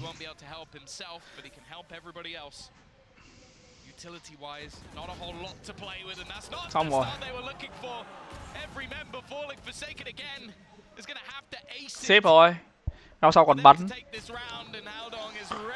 Anh em nào bú là nhớ donate cảm ơn thầy đã tin tưởng PRX nha. Mình bảo là S. Ủa? Nãy mình bảo, mình không phải là mình bảo mình chọn Edward với cả Sentinel thắng à? Anh bảo PRX à? Oh shit. Anh này bảo EDG mà, anh bảo đi EDG mà. Anh bảo là anh nghĩ là PRX cần thời gian hơn để có teamwork các thứ, xong anh bảo là EDG chơi nhau lâu rồi anh nghĩ EDG thắng mà. Mình bảo là mình ủng hộ APAC nhưng mà mình nghĩ là EDG thắng còn gì nữa. Đầu tiên anh bảo PRX à?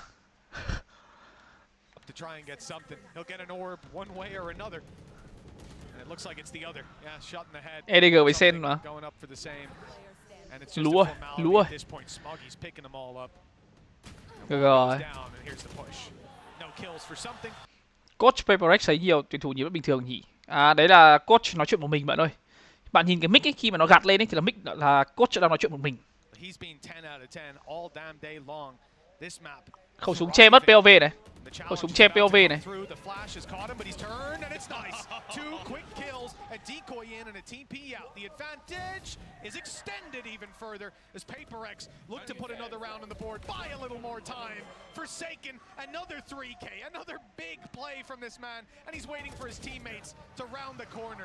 PRX còn gồng là vì Phongcachxanh vẫn còn đang gồng đấy. Cleared heaven, but look at the space taking by Mun. Yet it's perfect, but CONG's ahead of him, finding the kill. Forsaken flash. Làm gì giờ? Làm gì được? Làm make pay được. No, in fact he's not. The flash is just used as he falls further back, and now here comes the big old rocket. Forsaken's dodged it nicely. Spray good for something. The rolling. Bao lâu rồi something bị giết một nhỉ? It's not caught the players, and the site is under threat. Something maneuvers around and jumps into CONG. Eventually he'll fall with Forsaken on another and low HP on Smoggy. The spike on the A site. And a very tough one for them to retrieve. They don't know where that second player is, but they found Smoggy bắn kìa. Nó vừa lách đúng cái tay ra luôn ấy, nó vừa lách đúng cái khỉu tay ra phát mồm luôn. Rồi, Smoggy đi trước, Hào Đông đi sau.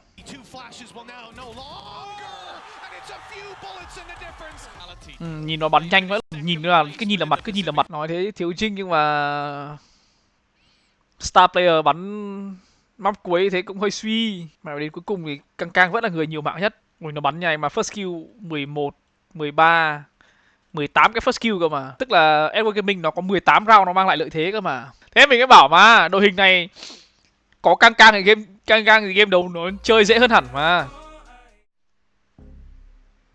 Vào con mẹ game rồi.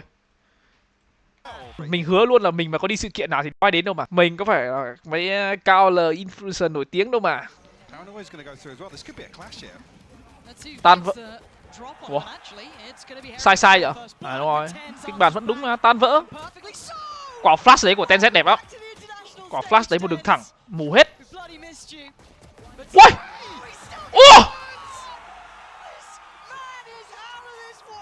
Va đầu tiên ace luôn. Nó giống cái thằng giống thằng gì nhỉ? Nivera. giải đầu tiên, trận đầu tiên bắn chuyên nghiệp Valorant, ace luôn rau lục. Ui, cái gì vậy? Một Sheriff, một Guardian, một Ghost. Thắng được nha, thắng được nữa nha.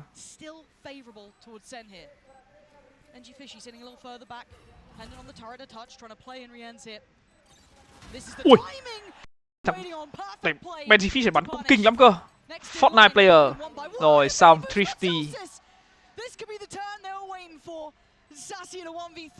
3v5, 5v3 eco. Ơ 7 không. Fortnite World Champion nào. Mình biết rồi. Mình xem tiểu sử thằng này rồi. Twitter của nó 1,7 triệu followers anh em ạ.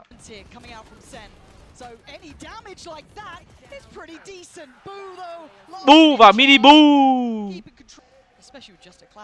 John QT là 1. Không làm được rồi. Đặt bom đấy thì không làm được rồi.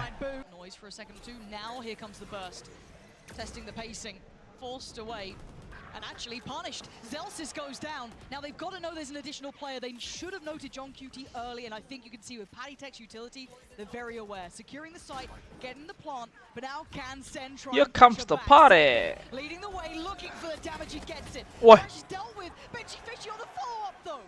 And now down to just 3. Sassy, John QT and Tens trying to disrupt this post plant, but too good. Ôi trời. Hold it out, and I think they're running out of time and options here. Sassy gives them a moment of respite to work forward, but they're still too tucked by that pillar. Difficult, but not impossible. But John QT finds that. There's still a chance here. Boom, time, but it's not enough. Now, Benjifishy is sweating bullets. He's trying. He's got one. He needs another. He's got to run. Benjifishy can't get there in time. Sentinels steal. Trời ơi, Party Tech lại ra bắn nhau chết luôn. Thế không retake được ạ. 2v4.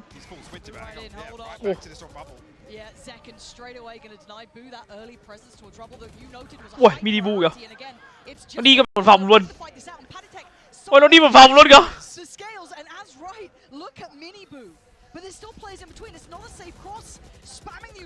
Ui, vãi. Ui. Mayhem in Madrid. What is going on in this matchup? Miniboo is secured enough. They should be able to get that plant in. Zelsis. Tí nữa mình nhớ chúng nó có cái bài, bọn Heretics này nó có cái bài, không phải bài luôn. Thằng Miniboo nhá, nó sẽ chạy ra B main, nó trượt một phát. Nó là bắn nhau luôn. Tí nữa xem. Rồi xong. Giờ mình mới để ý là mình nó vừa bị ra ngoài cam ạ. Quả flash này có đẹp không ta? Back of the paranoia potentially. Sassy jump spotting here. Bay the binner might even be the green light to make something happen, but paranoia thrown out. No one could quite close Không đẹp thật.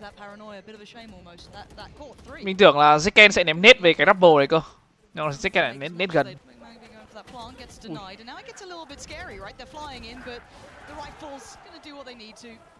Làm 2 rồi này.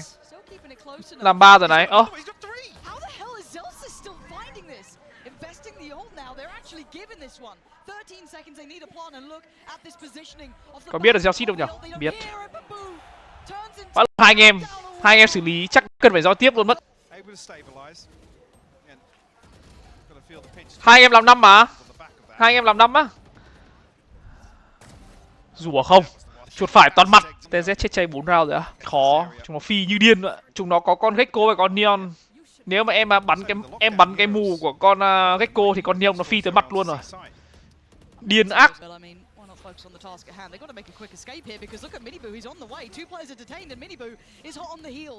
Rồi xong, nó làm 2 luôn. Nó làm 3 luôn đôi khi. Rồi xong. Đẹp chưa? Thằng em bỏ thằng anh luôn. Thằng anh chờ bắn nhau với thằng em chạy đi trước luôn. Nhìn cho tactic đẹp không?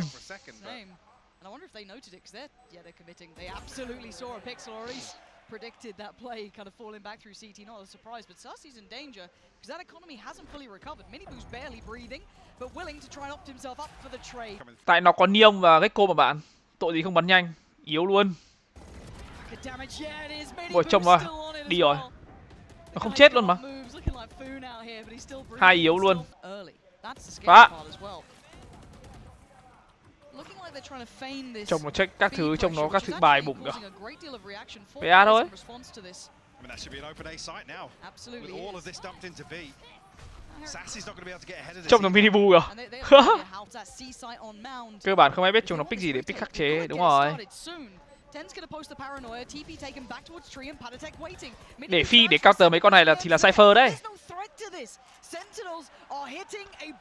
Nhưng mà có mấy ai bắn Cypher ở map này? Map này nói gì nói, Killjoy nó vẫn lợi hơn mà. Killjoy nó cho bạn nhiều thông tin hơn á. Flawless. The problems begin. Paranoia is going to go. That Bucky, does it get played in? Mini Boo going to feel the pressure. It's over. Here it is. The rocket comes out, does not get what they want, but they've been doing damage. Great shot from Boo. Second on his knees. A follow-up not found. Sentinels getting down and dirty here. They want to make this brutal, spike. but they nabbed the spike. Panitek needs to hold the back line. He's got to be careful. They are so close by, but they backed away. Plant will be coming in now. They've got rifles, they've got all sorts now, Sentinels. Có smoke kìa, smoke cái B lại kìa. I mean, look at the utility though. Panitek and Benji have everything at their disposal to try to down. The lockdowns coming through from Zelsis. Massive timing on these ults coming in.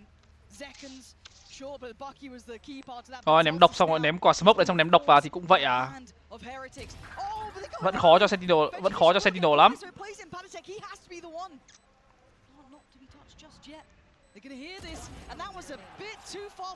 Hay vãi.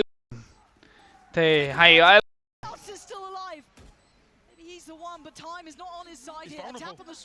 Lại ném lửa đập tiếp. Hay vãi, hết tham rồi.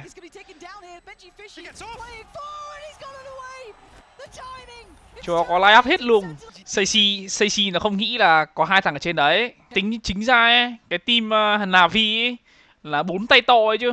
Suigetsu, Sao, Zippen, xong rồi Adis mà gặp mấy thằng Heretics nó bắn cho không thở được thì phải hiểu là mấy thằng này nó hâm nhào rồi đấy. Cũng tương tự như Fnatic vậy, cũng 4 tay to cộng 1, gặp cabin cọp nó bắn cho không thở được luôn. Mà bọn này tay nó to nó bắn còn bài bản cơ, tactic nó còn hay cơ.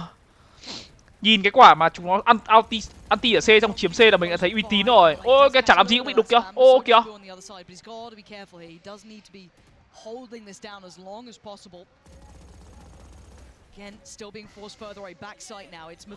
Đấy trông nó dồn đồ à. Ui, nó đẩy về kìa.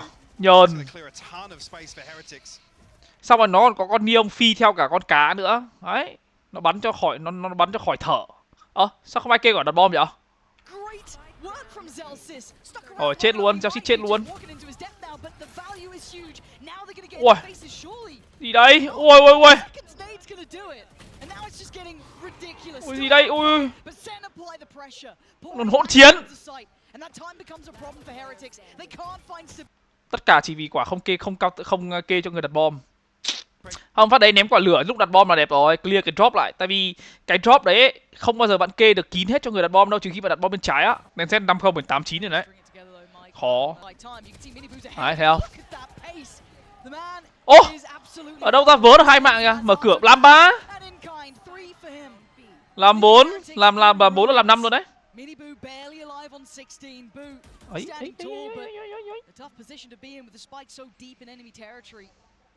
And Sen shouldn't give up an inch here. Don't think there's much Boo can do about this. Really quite pinned in. Zekken will be the first. Looking for this flank here. Boo's ready for it. Just can't pin him down. 16 HP now for Mini Boo. And Sentinels identifying here. There's an opportunity to take some control back. Một round làm 5, round làm 4. Important couple of rounds there too for them to. What? I didn't know that came through with 2 wallbangs through the box. Take them when you get them, don't Yeah.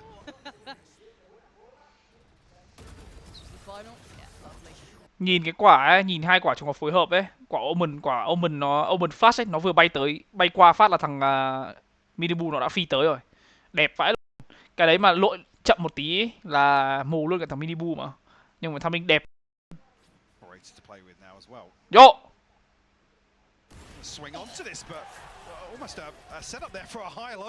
Bây giờ nó ném cái cô flash vào xong nó phi vào thì ai cản nó nữa đây. Ném luôn, nó quắc vào luôn. Có thông tin gì luôn. Khó chưa? Không pick. xin smoke chứ không pick, không overheat, không gì hết, bắn để thắng. Ác thật. Everyone but Rians, actually. This is big. Can they make the most of it? Yes, Sassy does very well to find Miniboo. That's the first step. Heretics is still in this ult though, and he's in a lot of danger actually. You can see this. You can slow this down still. There it is. Buy some time and Boo just waiting. Anything that appears on the screen, he wants to remove it. Oh, he's getting tagged up here. This is so precarious, so dangerous. And Zelsis takes him down. Panic! That's what. Cái anti này khỏe vai. Mixwell. Đúng rồi, xưa Mixwell này bắn cho Optic ấy. Không, ý là ngày xưa bắn CS bắn cho team Optic Gaming ở Mỹ. Optic một thời Mixwell bắn cho ở Mỹ mà. Xong rồi mới qua Valorant. Valorant ngày xưa là ở đâu nhỉ? G2 à? Hay gì ấy. Xong rồi mới là Heretics thì phải. Now, Boo's seen enough that he should be calling someone back. There's been no further contact. There's still the utility there. Sentinels haven't got in though, and it's 30 seconds. Is this a pivot? I mean, they're trying to feign a pivot, but Double fake. still, they're leaving this very late. Now, fortunately for them, they have got sight. Fake hay ấy luôn. So maybe Zekken willing to challenge on this, but he's got to be good for it. And Ui. he's bloody great for it, Zekken. Zekken tới chơi. Comes in, but Zelt's is still standing. Sassy on the back lines, leaving Boo just the only man standing in a 1v3. And yeah, that one's been handled. Sentinels, lovely composure here. Map này công hay thủ mạnh á. Map này công mạnh. Cứ map nào mà có 3 sai ấy thì là công mạnh. Bạn chỉ cần nhớ thế là được. Nó như kiểu Haven đấy. Cây lục đỏ đang to hơn lục vàng rồi. Ngày xưa phim siêu nhân gao ấy, siêu nhân nào là nhân vật là main đấy nhỉ? Gao đỏ à? Thế thì anh em hiểu rồi, còn gì nữa.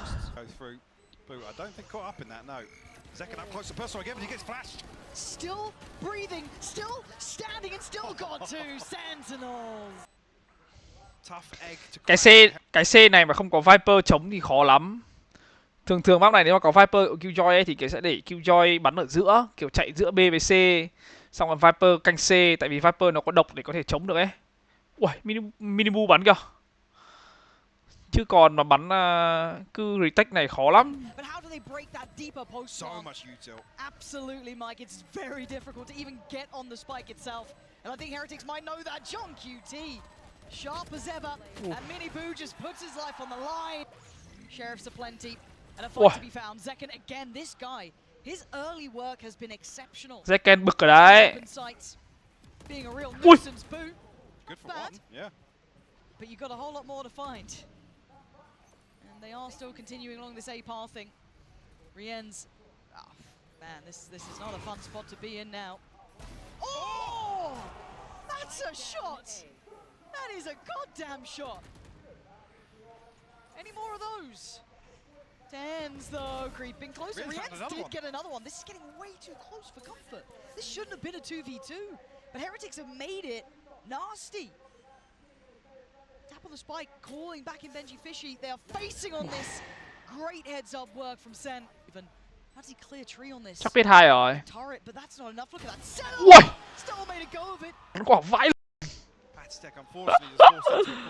Heretics mà thua ra này nữa là trôi luôn đấy nhỉ.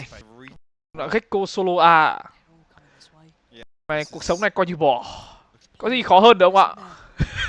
Gecko solo A, canh C canh A, chúng nó đánh C, canh C chúng nó đánh A. Đỡ. Rồi John QT đặt không phải John QT đặt bom à? Ngồi John QT đặt bom là quán ti rồi.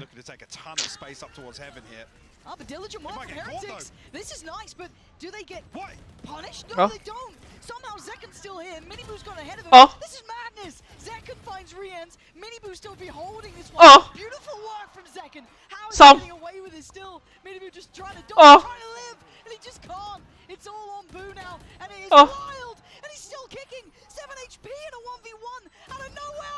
Oh, Sassy! Chiếm A, lấy thông tin cho Omen, xong rồi về stack C, đẹp ai.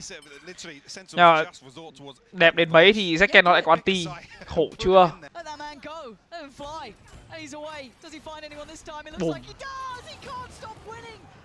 Bắn Sheriff chỉ mặt. Bắn Sheriff chỉ mặt. Bên này thì bắn Vandal chỉ mặt. Oh crap. Rồi Minibu.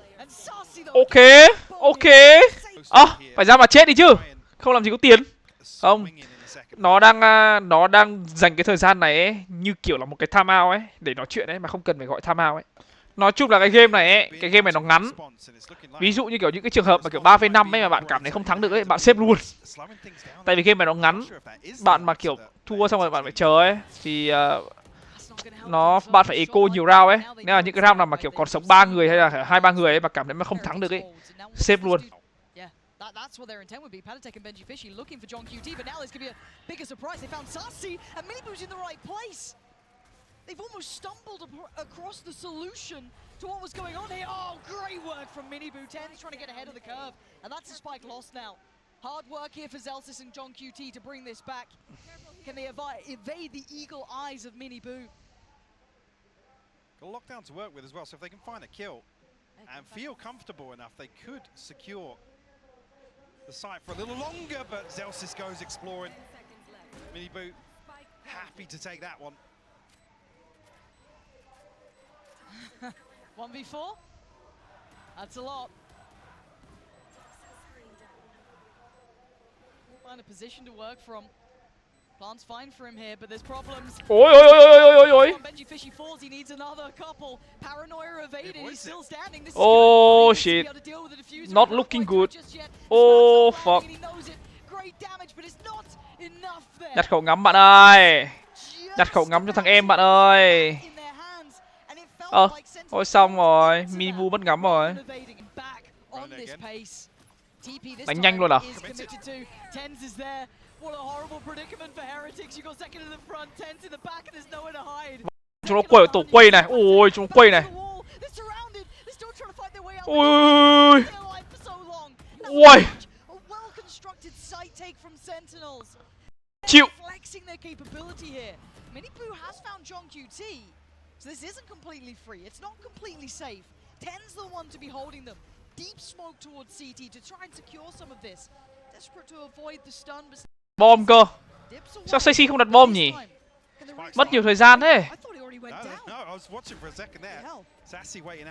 Nãy giờ là mất 10 giây rồi đấy. Hay. Ui. Stacy này. Ông Stacy này nãy giờ nhá, cứ thằng Neon nó bật anti này hay là thằng Neon nó trượt là bắn vào mặt. Nói thế thôi. Nói lý thuyết thì dễ mà. Nói lý thuyết thì ai chẳng biết là khi Neon có trượt thì mình đặt tâm rộng ra. Nhưng mà nói thì dễ mà. Stacy bắn sen cũng nhanh như vậy. Cũng 0.4 800 GPI đấy. Cái mình bảo này. Cái mình bảo ấy. Cái mình bảo đấy. Chúng nó toàn làm. Thằng này toàn làm trò đấy luôn. Ôi về stack A luôn. Biết luôn mà. Sentinel biết luôn mà. Xong. Benji Fishy 1 thì thắng. Quên mất. Mày ông vua Sheriff. Ông vua bắn Sheriff. Còn 2 độc. Còn 2 lửa Killjoy. Khó thua ra ngoài đấy. Khó đấy. Mình nghĩ là ra ngoài khó thua đấy. 1 độc. Ok. Đau đầu quá. Sao xít mù mà? Where are the others coming in from? Now they come through 10's. Can't hold it. And now it's on Zelsis. 1v2. Oh, Zelsis! That's his round with a Red Bull clutch. Mù à? Bắn chết luôn mà. Very late in the day. Plenty of ults to play with, and it looks like Heretics up for the brawl, up for the fight. And second, though, is normally good for this. It's 10's this time gonna take the headline. What am I watching, man? GG. GG. Ôi trời ơi. Không ai check. Ôi. Tường xuống chứ. Uầy, đen đấy nhỉ. Con Alambot ở bên trái ạ. Con Alambot mà ở bên phải thì binh rồi. Ui. 36 HP now for Rians. A tough task here. First map is wrapped. Sentinels back on the international stage, looking exceedingly. Không thủ được. Map pick của Sen nữa mà. Giờ ngày nào cũng đi làm 8 giờ sáng 8 giờ tối về thấy cuộc sống vô định quá anh à. Nói chung là cuộc sống mà. Trừ khi là bạn sinh ra bạn ngậm thìa vàng, còn không ai mà chả phải đi làm. Nhưng mà kiểu là bạn có may mắn để tìm được công việc bạn thích hay không thôi. Sẽ rất vui nếu công việc của bạn chính là đam mê. À, cái đấy là sướng nhất rồi. Như mình ấy thì mình cảm thấy chơi game, như mình là mình cảm thấy là cuộc sống mình nó đầy đủ hơn, gọi là sung sướng hơn ối người rồi. Vừa làm việc mình thích, vừa làm việc mình thích, thu nhập đủ sống. Mình nghĩ là mình cũng gọi là thế là mình đã cảm thấy mình thấy vui vẻ đấy. Tất nhiên là mình cũng phải trải qua những thời gian nó kham khổ rồi, như đợt dịch anh khổ ở nguyên team Big Bam. Nói chung là đợt đấy thì mình không nghĩ là nó khổ. Đợt dịch đấy chính ra nhá. Nếu mà chính ra ấy, đợt dịch đấy ấy, tại vì mình không thích cái dịch đấy nó diễn ra, nhưng mà kiểu ấy, bọn mình lúc đấy chỉ ở nhà được ấy, kiểu bọn mình cũng tuân thủ mà không ra ngoài, bọn mình ở nhà chơi thường thường ấy, nên là cái Discord cả cái TeamSpeak đông vui vậy. Nhưng mà đợt đấy ở nhà lâu thật, ở nhà phải đến tầm theo tháng ấy nhở. Mình nhớ đợt đấy tóc mình dài đét, mà đợt đấy mà stream mà có membership là kiếm rồi đấy. Đợt đấy kiểu mọi người ai cũng work from home mà, stream lúc đấy đông vãi, kiếm ác. Again, Sentinels look very sharp this time, and Benji Fish is in a lot of trouble. He's actually re-swung the smoke though. So happy to challenge, and every time we talk about it, everyone just disrespects those Ui. shots on B market. You need that follow-up presence. Hai yếu một chết, Absolutely do. khổ Just chưa? get the plant, Chỉ vì không take có a đồ ton phá of trap. damage through here.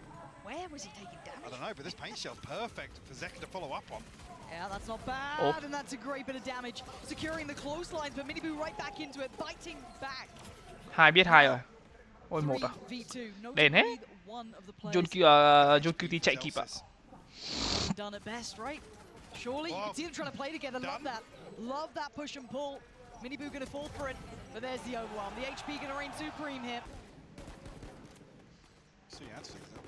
I was going to say, Sentinels. Trong tương lai anh Công Anh có định chuyển nhà thêm lần nữa không ạ? Very close proximity Cái này anh cũng không biết nữa. positions. Heretics have to Kiểu wait cái out chung these cư smokes. này nó cũng hơi rắc rối ấy. Tại vì kiểu em biết là mỗi lần ship, bọn anh thì gọi đồ ăn ship là chính đúng không? Mà mỗi lần gọi đồ ăn ship, ôi thôi, 50 à? Mà mỗi lần gọi đồ ăn ship đến đây người ta bắt shipper phải ra chờ chỗ xa vãi chưởng. Nó không được thuận tiện cho lắm ấy. Minibu làm 3 à? Just a little. Closing it back to this 2v2, but the defuse needs to be the next port of call. You can already see them getting towards halfway. The spray not enough. The reveal. Vẫn thắng. And the death. Mà làm đến bao giờ mới đủ tiền mua nhà anh em? Bây giờ một cái nhà, nếu mà kiểu mua nhà đất ấy, nó phải rơi vào tầm, mà kiểu ở được ấy, kiểu đẹp đẽ thì nó phải rơi vào tầm, chỗ xa thì nó phải rơi vào tầm 4, 5, 6 tỷ, chơi bao giờ cho đủ anh em. Mua nhà chung cư kiểu bèo bèo thì nó cũng phải rơi vào tầm gần, nếu mà ở chỗ xa thì may ra còn 2 tỷ còn mua được, chứ còn ở một chỗ gần gần thì nó phải tầm 3, 4 tỷ, chơi bao giờ cho đủ anh em. Mình thật luôn ấy, ngày xưa kiểu người lớn ấy, người ta đi làm, người ta như kiểu thế hệ trước ấy, đi làm mua được nhà các thứ giỏi thật đấy. Chứ mình thề luôn là mình không hiểu, như kiểu bây giờ đi làm kể cả lương 100 triệu một tháng thì không hiểu bao giờ mới mua được nhà luôn ấy, thật. Lương 100 triệu một tháng và kiểu ví dụ các bạn thuê nhà các thứ, xong tiền ăn uống các thứ, xong rồi tiền sinh hoạt các thứ, tiền biếu bố mẹ, tiền biếu gia đình các thứ, cùng lắm các bạn để được giỏi lắm là 60 triệu à, 60 triệu, 60, 70 triệu, 70 đi nếu bạn gọi tiết kiệm vãi, không bao giờ không gì hết ấy, thì may là 60, 70 triệu. Đến bao giờ mới tiết kiệm được 3 tỷ nhỉ?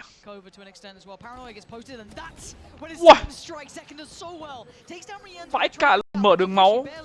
Alive, but still finding value. 10 still standing, 20 HP. That's a lot to ask for, even for him. But there we go. Boo is for it yet. Does Boo manage to survive? Catching a couple of flashes, the TP taken, and the ult not gonna land completely. Rienz keeps his life. Sen have the site though, and we look for the retake. Miniboo already clearing through middle quite quickly, but look at Zekin's position. Just on the other side of that smoke though, left and right, he could be in danger. How much damage can one man do? Zekin checks his corners, heads up work from him and gets out of danger. Uy tín. Beautiful work from him. Thắng rồi, 3-1. This retake now.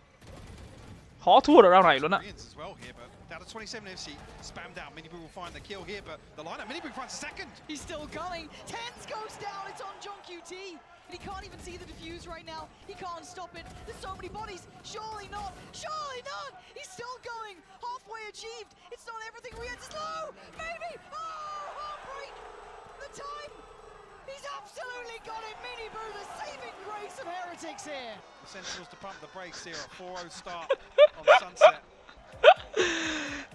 Không hiểu sao mình có thể làm những cái điều này ấy nhở. Tài vãi. 11, 12 giờ trưa hả? Đúng rồi. Sớm Thì bạn phải hiểu cho mình chứ, tại vì ngày nào mình cũng chơi game đến 3-4 giờ sáng. Bạn muốn mình dậy lúc 8-9 giờ hả? Thế sức đâu để mình chơi đến 3-4 giờ sáng hôm sau? Mình phải ngủ đủ 8 tiếng chứ, 4 giờ sáng mình ngủ thì phải 12 giờ mình dậy chứ đúng không?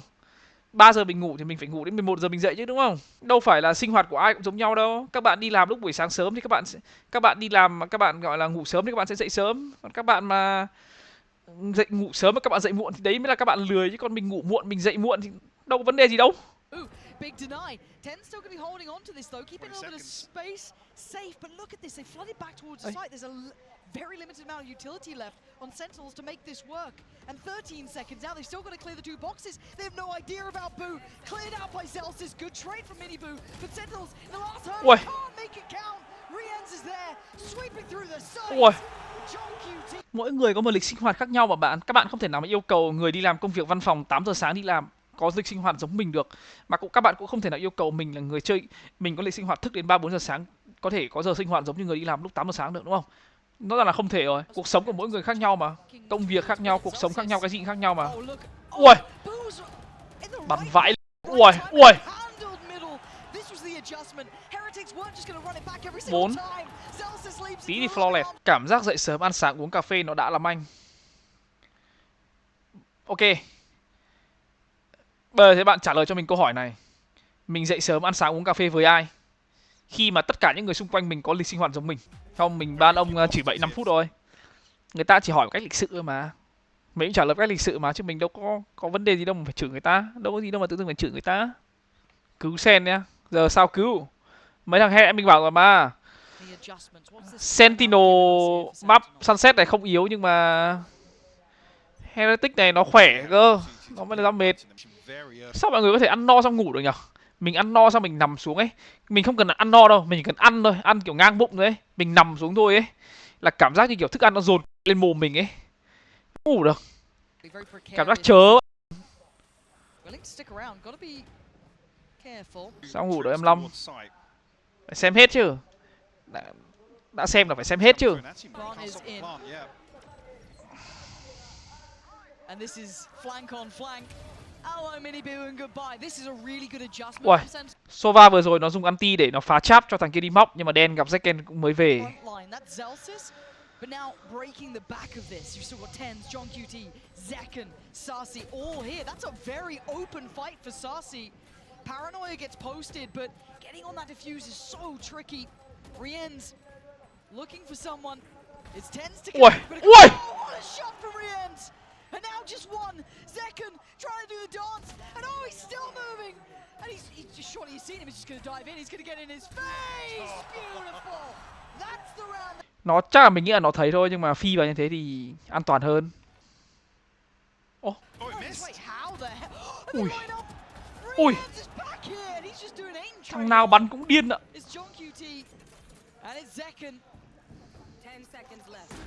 They've got the plant, but this is a lot of work now. 4 players. Mini Boo's got kit. Uầy, nó chạy một vòng ra anti xác luôn, chắc chưa?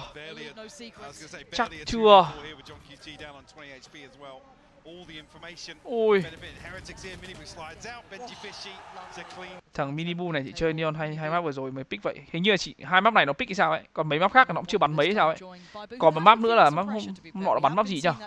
À, Breeze nó bắn gì với cả Navi nhỉ?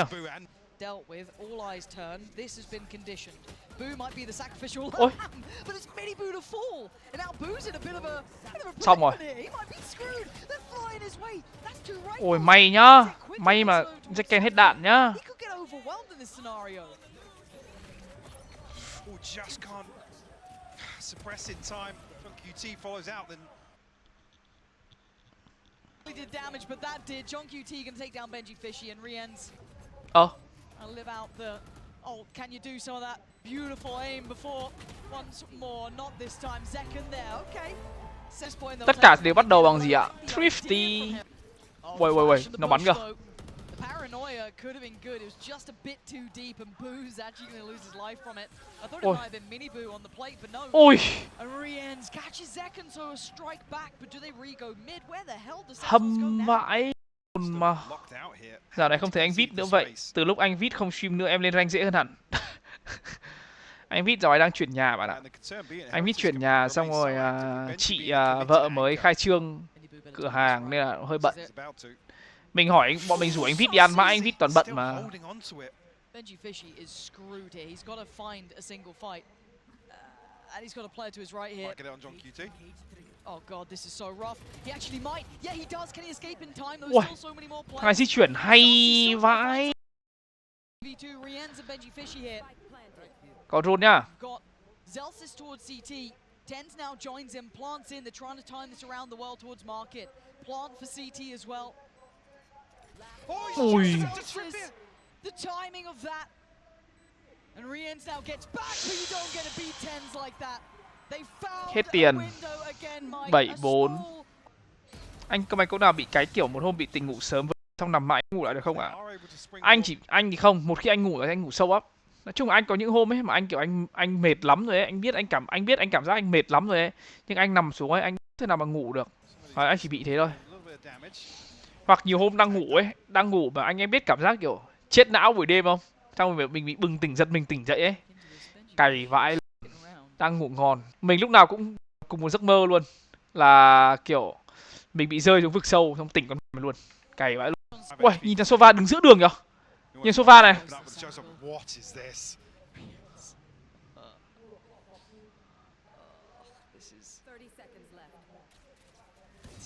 There you go, position done. Oh, this is not good. Oh, this is a fumble and PRX got an underhand. Ui đen thế. Không cầm quả flash lên là giết thôi. There is still a mini boo, but a 1v3. Make it a 1v2, but the damage down to 32. Can he find a fair fight here? 10 still sitting pretty. Seconds holding this, yeah. Yeah, there it is. Nice. 2-0 thì mình đi ngủ sớm. Nhưng mà mình 2-0 trận này thì nó không vui. Anh cả Phantom Battle Pass. Bodies on the other side of the smoke though for Heretics. They got a flash. We got anything for the smoke? Well, maybe it's fine for Riens. Just spams the corner of it. There's going to be Dizzy coming through, so that should be at least one player taken out of this. Riens in a lot of danger, but his mini boots Counter luôn mà. Anh em nhìn nó chuẩn bị để nó chuẩn bị nó counter kìa. Nó đẩy A main, nó đẩy B main thì nó biết bọn Sentinel đi mid thì nó ra nó counter luôn kìa. Ác thật. Thật. Can they get that crossfire? Is it Benji Fishy who actually goes for the first contact? Plant's going to come in.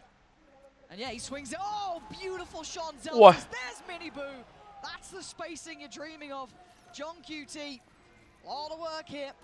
And position revealed. Heretics. Đúng cuối tuần khác, hôm nay nhiều người lại xem cùng hơn hẳn luôn mà.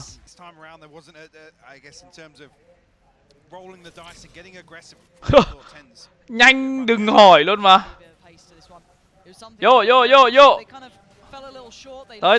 Tới.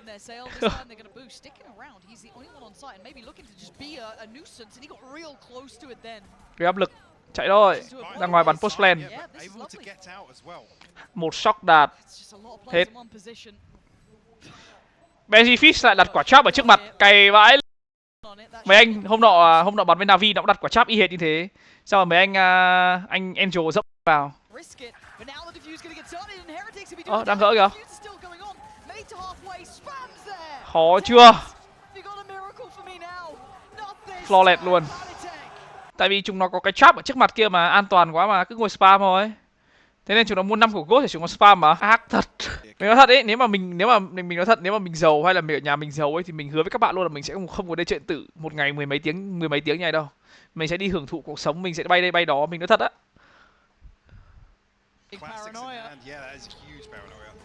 Mini Boo eats one on the other side, so you can't quite make anything of it, but it does hold them for a second. But Ô tô điên. PRX would be pissed. But still, can they make something of this? Giàu thì có GoPro không anh á? Nếu mà rất giàu thì mình nghĩ là không. Còn nếu mà kiểu đủ ăn đủ mặc đủ các thứ thì mình nghĩ là có. Tại vì dù gì nó cũng là đam mê mà.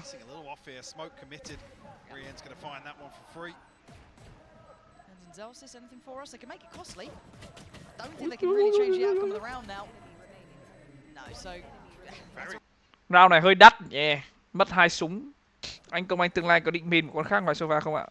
Heretics now have the Nói chung là anh main vị trí mà, chứ anh không main tướng. Sova, phép, cái cô các thứ thì anh bắn, anh nói chung là mỗi một người có một vị trí khác nhau mà anh bắn cái gì đều được, nhưng mà tất nhiên là sẽ có những mỗi người sẽ có một vị trí mà người ta bắn hay nhất ấy. Vậy thôi. Lại vào đặt bom tiếp. Y hệt. John QT gonna start feeling that pressure now. You can see Tens trying to bail him out a little bit, but they're ahead on pillar. Đặt bom thôi. So looking to try and get towards backside here.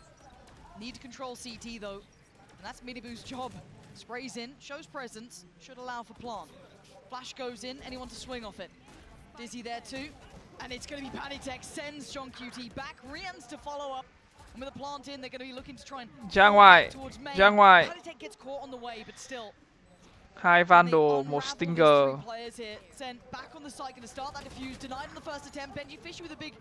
Cứ thế thôi.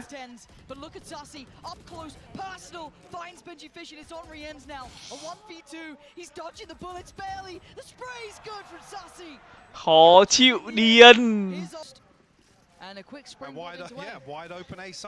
5B cộng mid. A chống, retake A. Cái KO đặt bom. KO giết một, KO có anti. Sova có anti. Có shock đạt. Minibu còn 2 stun. Khó đấy.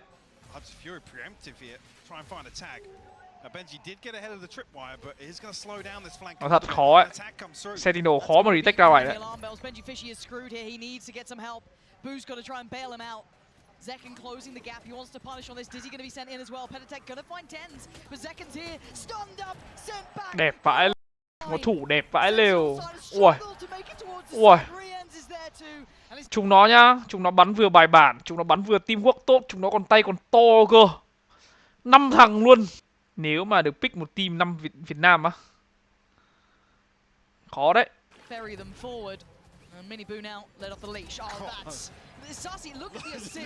Khoảnh khắc Sashi định giạt ta pick ăn luôn quả flash omen ở mồm luôn. Nếu mà để chọn ấy thì dễ nhất ấy. Nếu mà để chọn thì dễ nhất ấy. Dễ nhất mình nghĩ là sẽ là vị trí của dễ nhất thì sẽ là vị trí của Flex, là bắn mấy con kiểu Bridge KO các thứ ấy. Thì như mình có nói rồi là như mình có nói ấy, Killer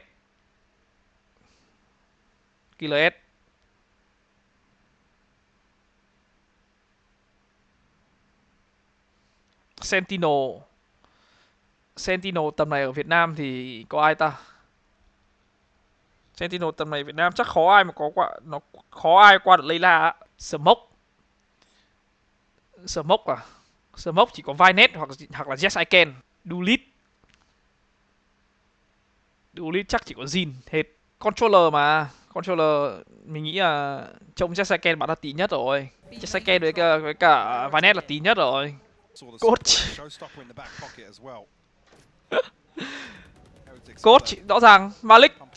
Cả Việt Nam có 2 coach. Malik hoặc Kawa. Rõ ràng phải Kawa rồi. And kind of feigning towards top middle. Look at that with the owl drone as well, drawing eyes. Miniboo's got a great deal of presence now. Boo trying to pressure towards it. Oh, with a turn from Boo. Get out of here. There's still bodies on the side. Zekken still has that ult. He needs to be able to use it and use it well. The plants come in and Rians is taking down Tens. Nothing from the showstopper as well. No, this is looking clear cut. Đi. Another flash. It's just a bombardment of utility. Sarsi, yes, he's made it here. Zekken, yes, still around. Lovely pick up towards Miniboo, but needs a lot more. Tall task, and very few seconds to do it now. Starting to close in. Don đã rescan 10.000 đồng. Ben có Ngô Công Anh. Chính xác. Mà khó lắm. Lấy đâu ra một team Việt Nam trả lương cho mình bằng với cả lương mình đang nhận bây giờ. Trả lương bằng cho mình bây giờ mình về luôn. Thì anh ơi, thì có cái anh gì mà một trong 10 người đầu tiên ra quốc tế không anh? À, anh PRX đấy thì anh ấy cho anh ấy role cổ vũ. Tier 2 cũng về. Mình bảo rồi mà. Chơi game nói tiếng Việt vui mà. Bạn cứ làm việc nhiều thì bạn sẽ thấy là đến lúc mà bạn cảm thấy bạn nhớ tiếng Việt luôn á. Như mình là mình nhớ tiếng Việt luôn á. Let's go. Heretics 21. Mình thì phêm gì bạn?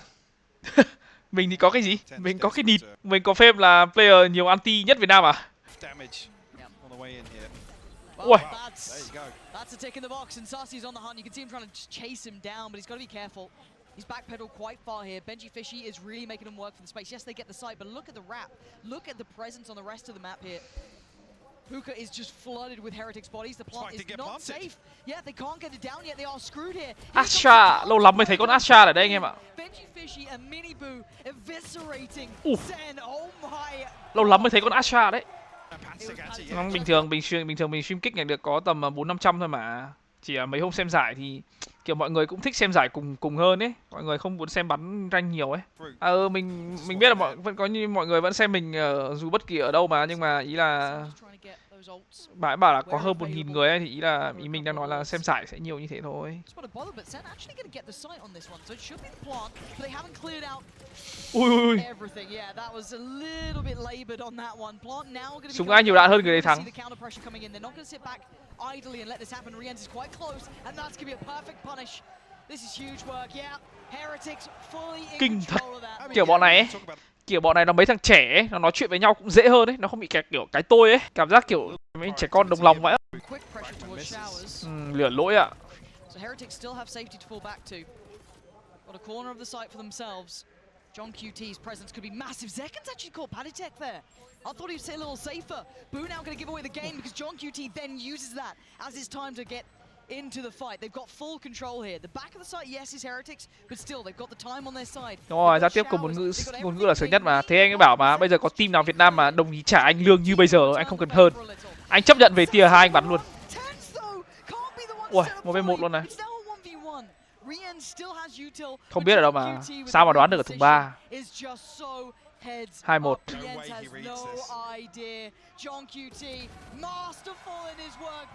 Di chuyển đẹp vãi John QT. Thua cỡ 50% có về không á? 50% cũng được, tại vì lương mình có bao nhiêu đâu mà. Bao giờ lương phải tiền 100 triệu thì 50% nó mới nhiều, chứ còn lương mình có bao nhiêu đâu mà. Vậy anh này 80 cái má, mày bảo không lương không đến 100 nó đoán luôn 80. Thế có 60, 50, 40, 30, 20, 10 không đoán lại 80 à? 90 triệu. Lương 4 triệu điện nước tự trả. EDG à?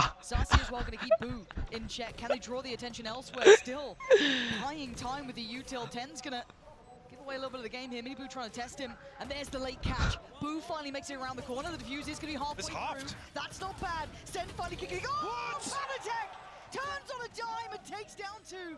But time is everything. He is running low on it. How do they get this across the line? And that might be how. Just put your body on the line. Ôi, vẫn thắng. Vào franchise á? Vào franchise lương như thế, nhưng mà đấy là franchise dành cho 10 team kia bạn ơi. Còn mình là team khách mời mà bạn.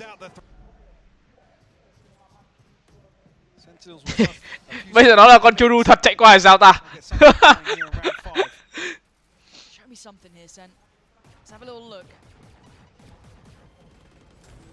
Ôi, hết đạn.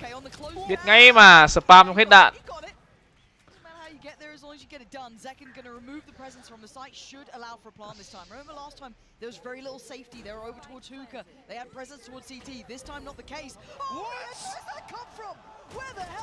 DSG với cả Blitz đã có, DSG với cả team DSG với cả Blitz là hai team kiểu partner ấy. Kiểu bạn biết là Riot là mới ra. Ui, lá volley hay thế.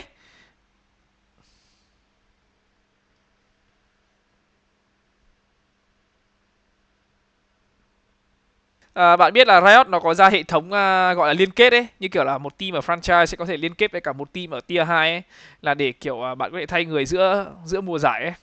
Thì Blitz cả DSG là dạng như vậy. Ví dụ như kiểu bây giờ mình mà muốn vào DSG ấy, thì mình có thể bắn luôn cho DSG, mình không cần phải ký bất kỳ hợp đồng gì cả, kiểu vậy.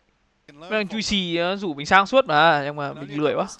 Nó cũng chỉ là bên thằng Juicy nó gọi nó rủ thôi mà. Thế còn bao giờ mà DSG offer thì tính sau. Bao giờ mà DSG có lời mời hay là kiểu DSG bảo trả lương như này như nọ thì tính sau. Mình cũng có làm gì đâu. Nep á, Nep nó đang là dự bị cho DSG á. Điên là làm sao mà chuyện ăn lương được bạn. Ăn lương 2 đầu được bạn. Nếu mà mình bắn cho DSG thì DSG phải DSG muốn mượn mình thì DSG phải trả lương nhá.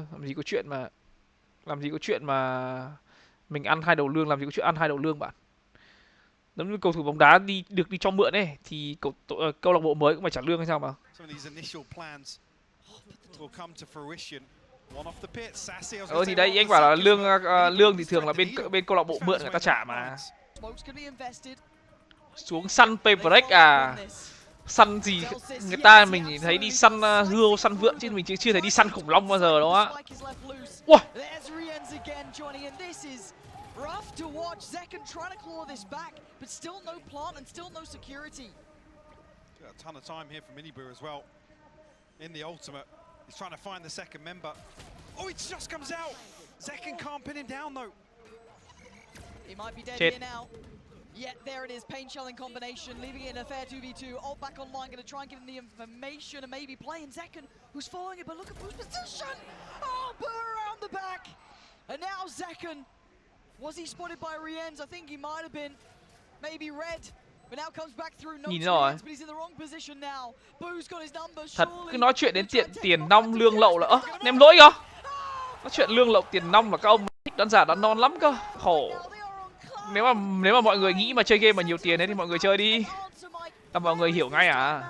Some of the Sentinels players. Không ai tuyển vàng 3 sao chơi. Yeah, he's loving it. Yeah. Cày vãi mấy ông này. Nếu mà mọi người mà chơi game mà cảm thấy dễ thế thì lát nữa mình cho mọi người xem cái này. Tí nữa mình cho mọi người xem cái này. Now a totally different setup. Zelsis will find the open. Ui dồi ôi. Zekken Đau to ấy. double down. Tên. Love that. Give it away here. Drawing 3 players this side. Can't handle them. Good work from Sentinels. They need a clean round as well. Be worth all those upgrades they could take on through. Rienz unable to connect. This is much better. There's Zekken again. Xạ This is thủ. punchy. Không sao hết. Where that came. He's Lồn forced trông to kìa. commit for at least now. Trông nó xả đồ kìa. Flash He's goes ahead of the behind, flash. but yeah, still good value. Zekken with an excellent trade, finding Benji fishy, maybe making a little bit more space. You can still see the flash, so they know the PRX nearby. They saw him early, and now they're going to see him again. Zekken hunting him down though. One off the showstopper as well for Zekken. Could really turn things around. Pit will go down. Plant comes in from tens. Pop flash in the smoke, and Mini Boo making no secrets of this one. Trying to clear towards Shower. They want some safety. Oh. They ain't going to get it. Zekken holding on here. Starting to heat up a little bit. Goes nade and the showstopper now. Oh, that's massive from Zelsis as well, cutting off the back lines. Tens holding the plant itself, leaving just Rienz in a 1v3 now. Oh my god, hold on. Surely not. The drop. He's gonna hear it. Oh my god, Rienz! Relax! There's no way you do this, right? Oh, second! Keeping Không sao. Sentinel. Bắt nó phải dùng cái anti của Ray là đẹp rồi. Giờ anh Công Anh tìm cộng đồng nào chơi mấy game khác cũng vui và chả biết nữa. Không biết nữa. Nói chung là mình nhân dịp này mình cũng muốn phát triển mấy cái mạng xã hội của mình nhiều hơn đấy. Chả biết nữa. Yeah, not that time. Blitz à? Mình thấy ngày nào bọn mình bắn xong bọn mình cũng chả thấy His life gonna dip away. Now keep your eyes towards ngày nào bọn mình bắn xong bọn mình cũng couple of shot dogs tùy from thuộc xem là Zekken. kiểu thắng hay thua mà nghĩ xem ăn gì. He's gonna be caught on the way out.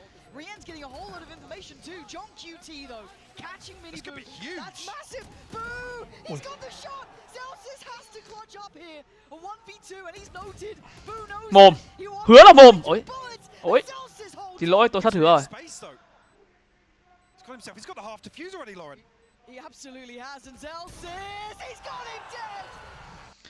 Bọn mình ngày xưa ở Blitz ở Assassin đấy á, hình như là mày mỗi ngày thua xong ấy còn quái thèm về ngồi lại máy cơ, bắn xong ấy còn quái thèm về ngồi lại máy cơ, toàn đi công chơi, xong rồi đi ăn, xong rồi hôm sau tập, hôm nào đến giờ thì tập thì bắt đầu mới lên máy ngồi tiếp, hoặc là buổi đêm mà về ngồi bắn rank một tí.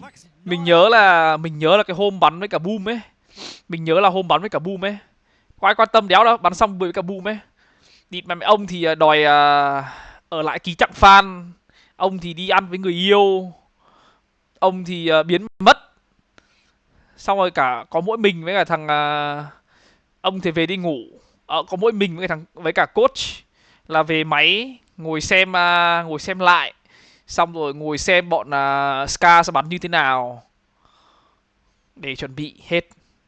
Cả phòng lúc là buổi đêm trước khi bắn với ai ấy cũng là có đúng 2 người ngồi à. Yeah. Oh dear, and finding Benji Fishy wasn't the play you're expecting. Zekken just goes and eviscerates them, and TT flies in, trying to give it large.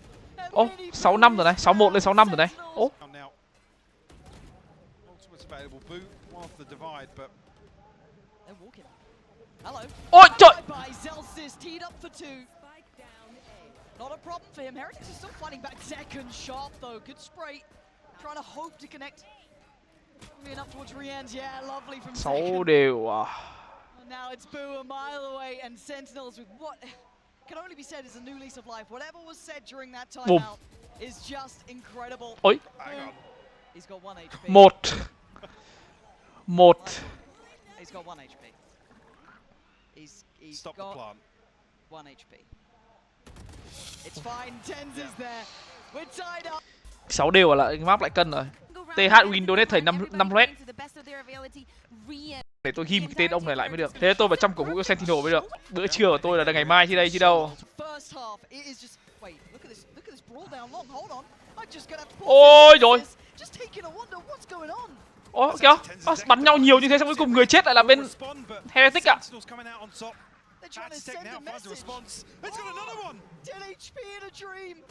Ủa.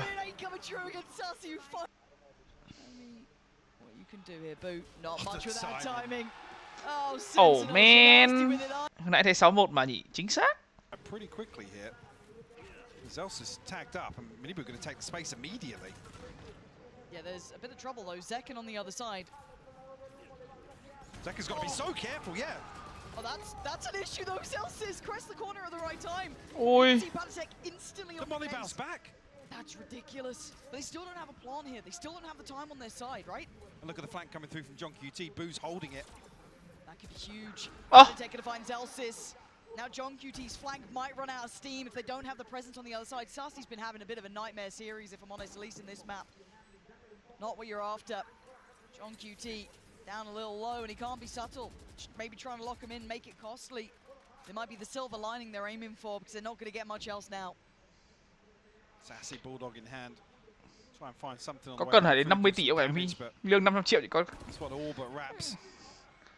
The first, the second though, Rien's stands his ground. Nói thế thôi chứ còn kiểu ai mà tham tiền Heretics thì finding an early response here. bao nhiêu tiền thêm mà chả lấy. Kể cả ông có giàu đến mấy, tôi chưa thấy ai giàu mà chê tiền á. Tôi chưa thấy ai giàu mà chê tiền luôn á. All on the back of Well, the buy looks like with Sentinels now, and it looks a lot quickly like the down B pistol. long again. Yeah, pop flash through. Minibu's position's Ủa. good though, and he's got Boo to back him up. Yeah. Cái gì đây? Read that. They're very well prepared for it now. Fortunately, Thằng này bắn nãy giờ điêu vãi. fortunately for him, Snakefly goes to the wrong direction, so he gets to live another day. I don't know if the dog actually crested the corner enough to be able to see his position. It's not going to be one of a surprise, but the pop flash to the swing. Yeah, Minibu. Ui, gonna mồm make luôn mà. that. And now it's down to Sassy with 11 HP. Not going to get it done. Heretics. Not anything coming from that side. So do they start reading this? Benji Fishy already turning around, and Senna here. They've made it here. This is going to be a 3-2 play back in as it stands. Bây giờ đứng đây mà TP về là mất người á. Ôi hỏng rồi.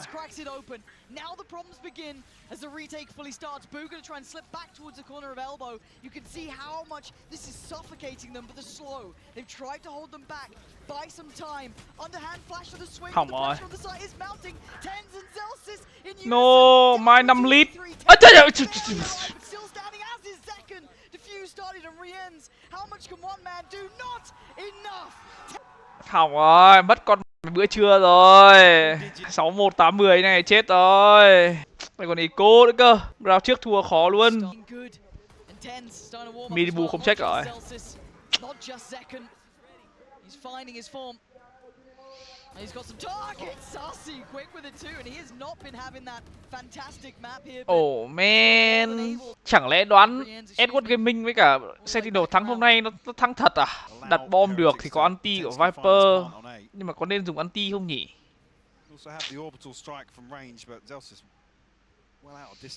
Trông nên lắm. Một độc, 2 shock dart. Số 3 có súng. Đêm rồi nghe một cái tiếng này dễ tỉnh ngủ này. Phút. They are handling everything step by step. It's clinical. Sen, you can see second. Hello. Oh wait. Wow. Easy tag. Decide to call it. Sống bằng tiền cược. Clearing backside.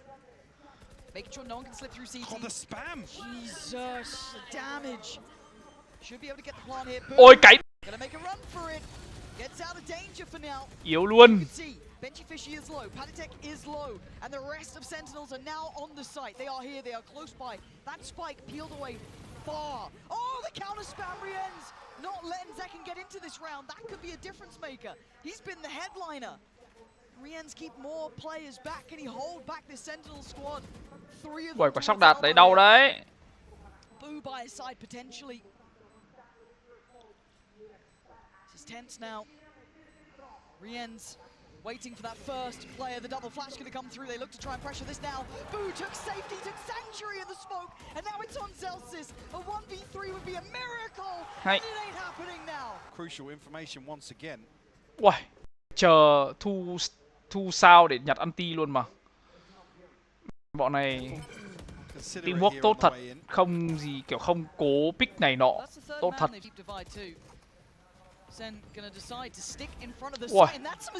Wow. Vãi là Minibu quyết định cho mình 5 lít rồi. 3 mạng. Sắp có anti tiếp, một mạng nữa. Một mạng nữa. Đường này từng tactic á, đúng rồi. Nó làm trò này ở map speed một lần rồi đấy. Thằng Minibu này tay to vực. Bạn nhìn hộ mình 10 thằng ở đây không có nào tay nhỏ cái. Cảm tưởng ấy như kiểu thằng nào nó cũng có thể giết 2 giết 3 được hết ấy, kinh vãi. Đa số toàn mấy ông để avatar gì ấy.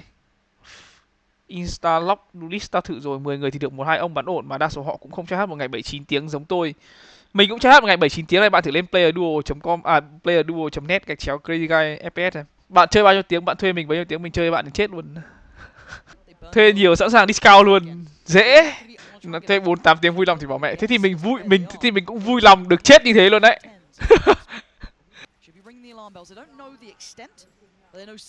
Anh em kênh chat góp tiền vào bắn đùa, ai mệt thì ai thay ra bắn đùa tiếp sức.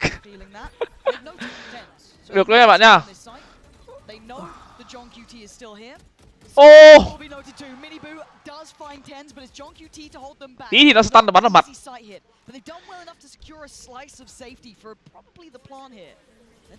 Ôi kìa. Spam 2 yếu kìa. Ôi! Lại yếu. Không vui. The flash is perfect from Sassy. The awareness is there now. They have to dig their heels in. But you can see the response over towards elbow as well. They're looking for Chết trong tiền cũng thích mà anh em. them pinned here. Oh, the flash! Yes. Oh, Patatech! The timing of that taking down the heavy hitters. 30 máu làm 2, ăn tiền. Second down, and now they know where the final two are. That was exceptional from Heretics there. Good read in the post plant, leaving these two just trying to Giết nó. Ôi, nó xếp, đừng cho nó xếp, đừng cho nó xếp. They've got to take it. They've got to make a run for this. Keep the back. Sentinel force buy luôn à. Thua là thua luôn à. Thua là lại xếp, không xếp thì thua luôn. Ủa nhưng mà Zekken có anti à, sợ thế.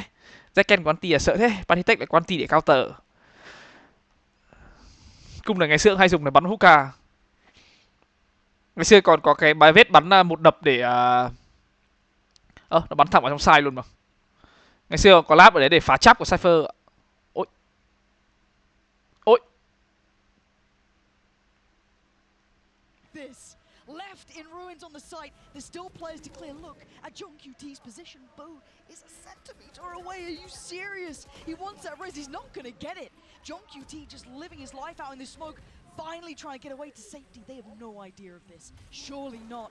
And Boo's left on his own on site, spots the player on long. Now they know. You've heard the show start. Wait! No! Not like this!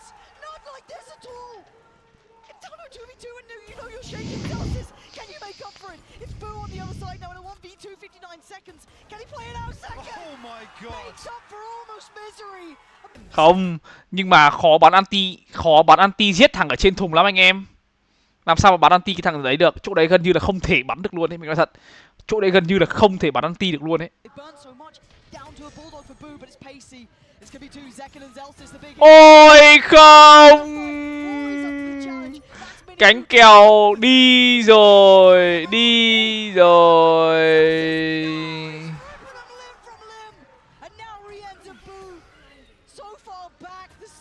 Hết rồi. Cái tầm ấy mà hai đứa này nó clutch 2v5 ấy, mình hứa mình mua bundle của Heretics luôn. Hứa luôn. Sao không đặt cái bom đẹp luôn nhỉ? Cái gì đấy? Sao rút cung? Ôi. Dẹp mẹ đi. What can Riens do? They know the position. He's down at 31 HP. They've got 5 standing. Surely it's done. Sussy Đau quá. Đau quá. Hai lần dẫn đều thua. 8-4 thua. 6-1 thua. Oh man. Nếu mọi người mà chơi game mà cảm thấy dễ thế thì lát nữa mình cho mọi người xem cái này.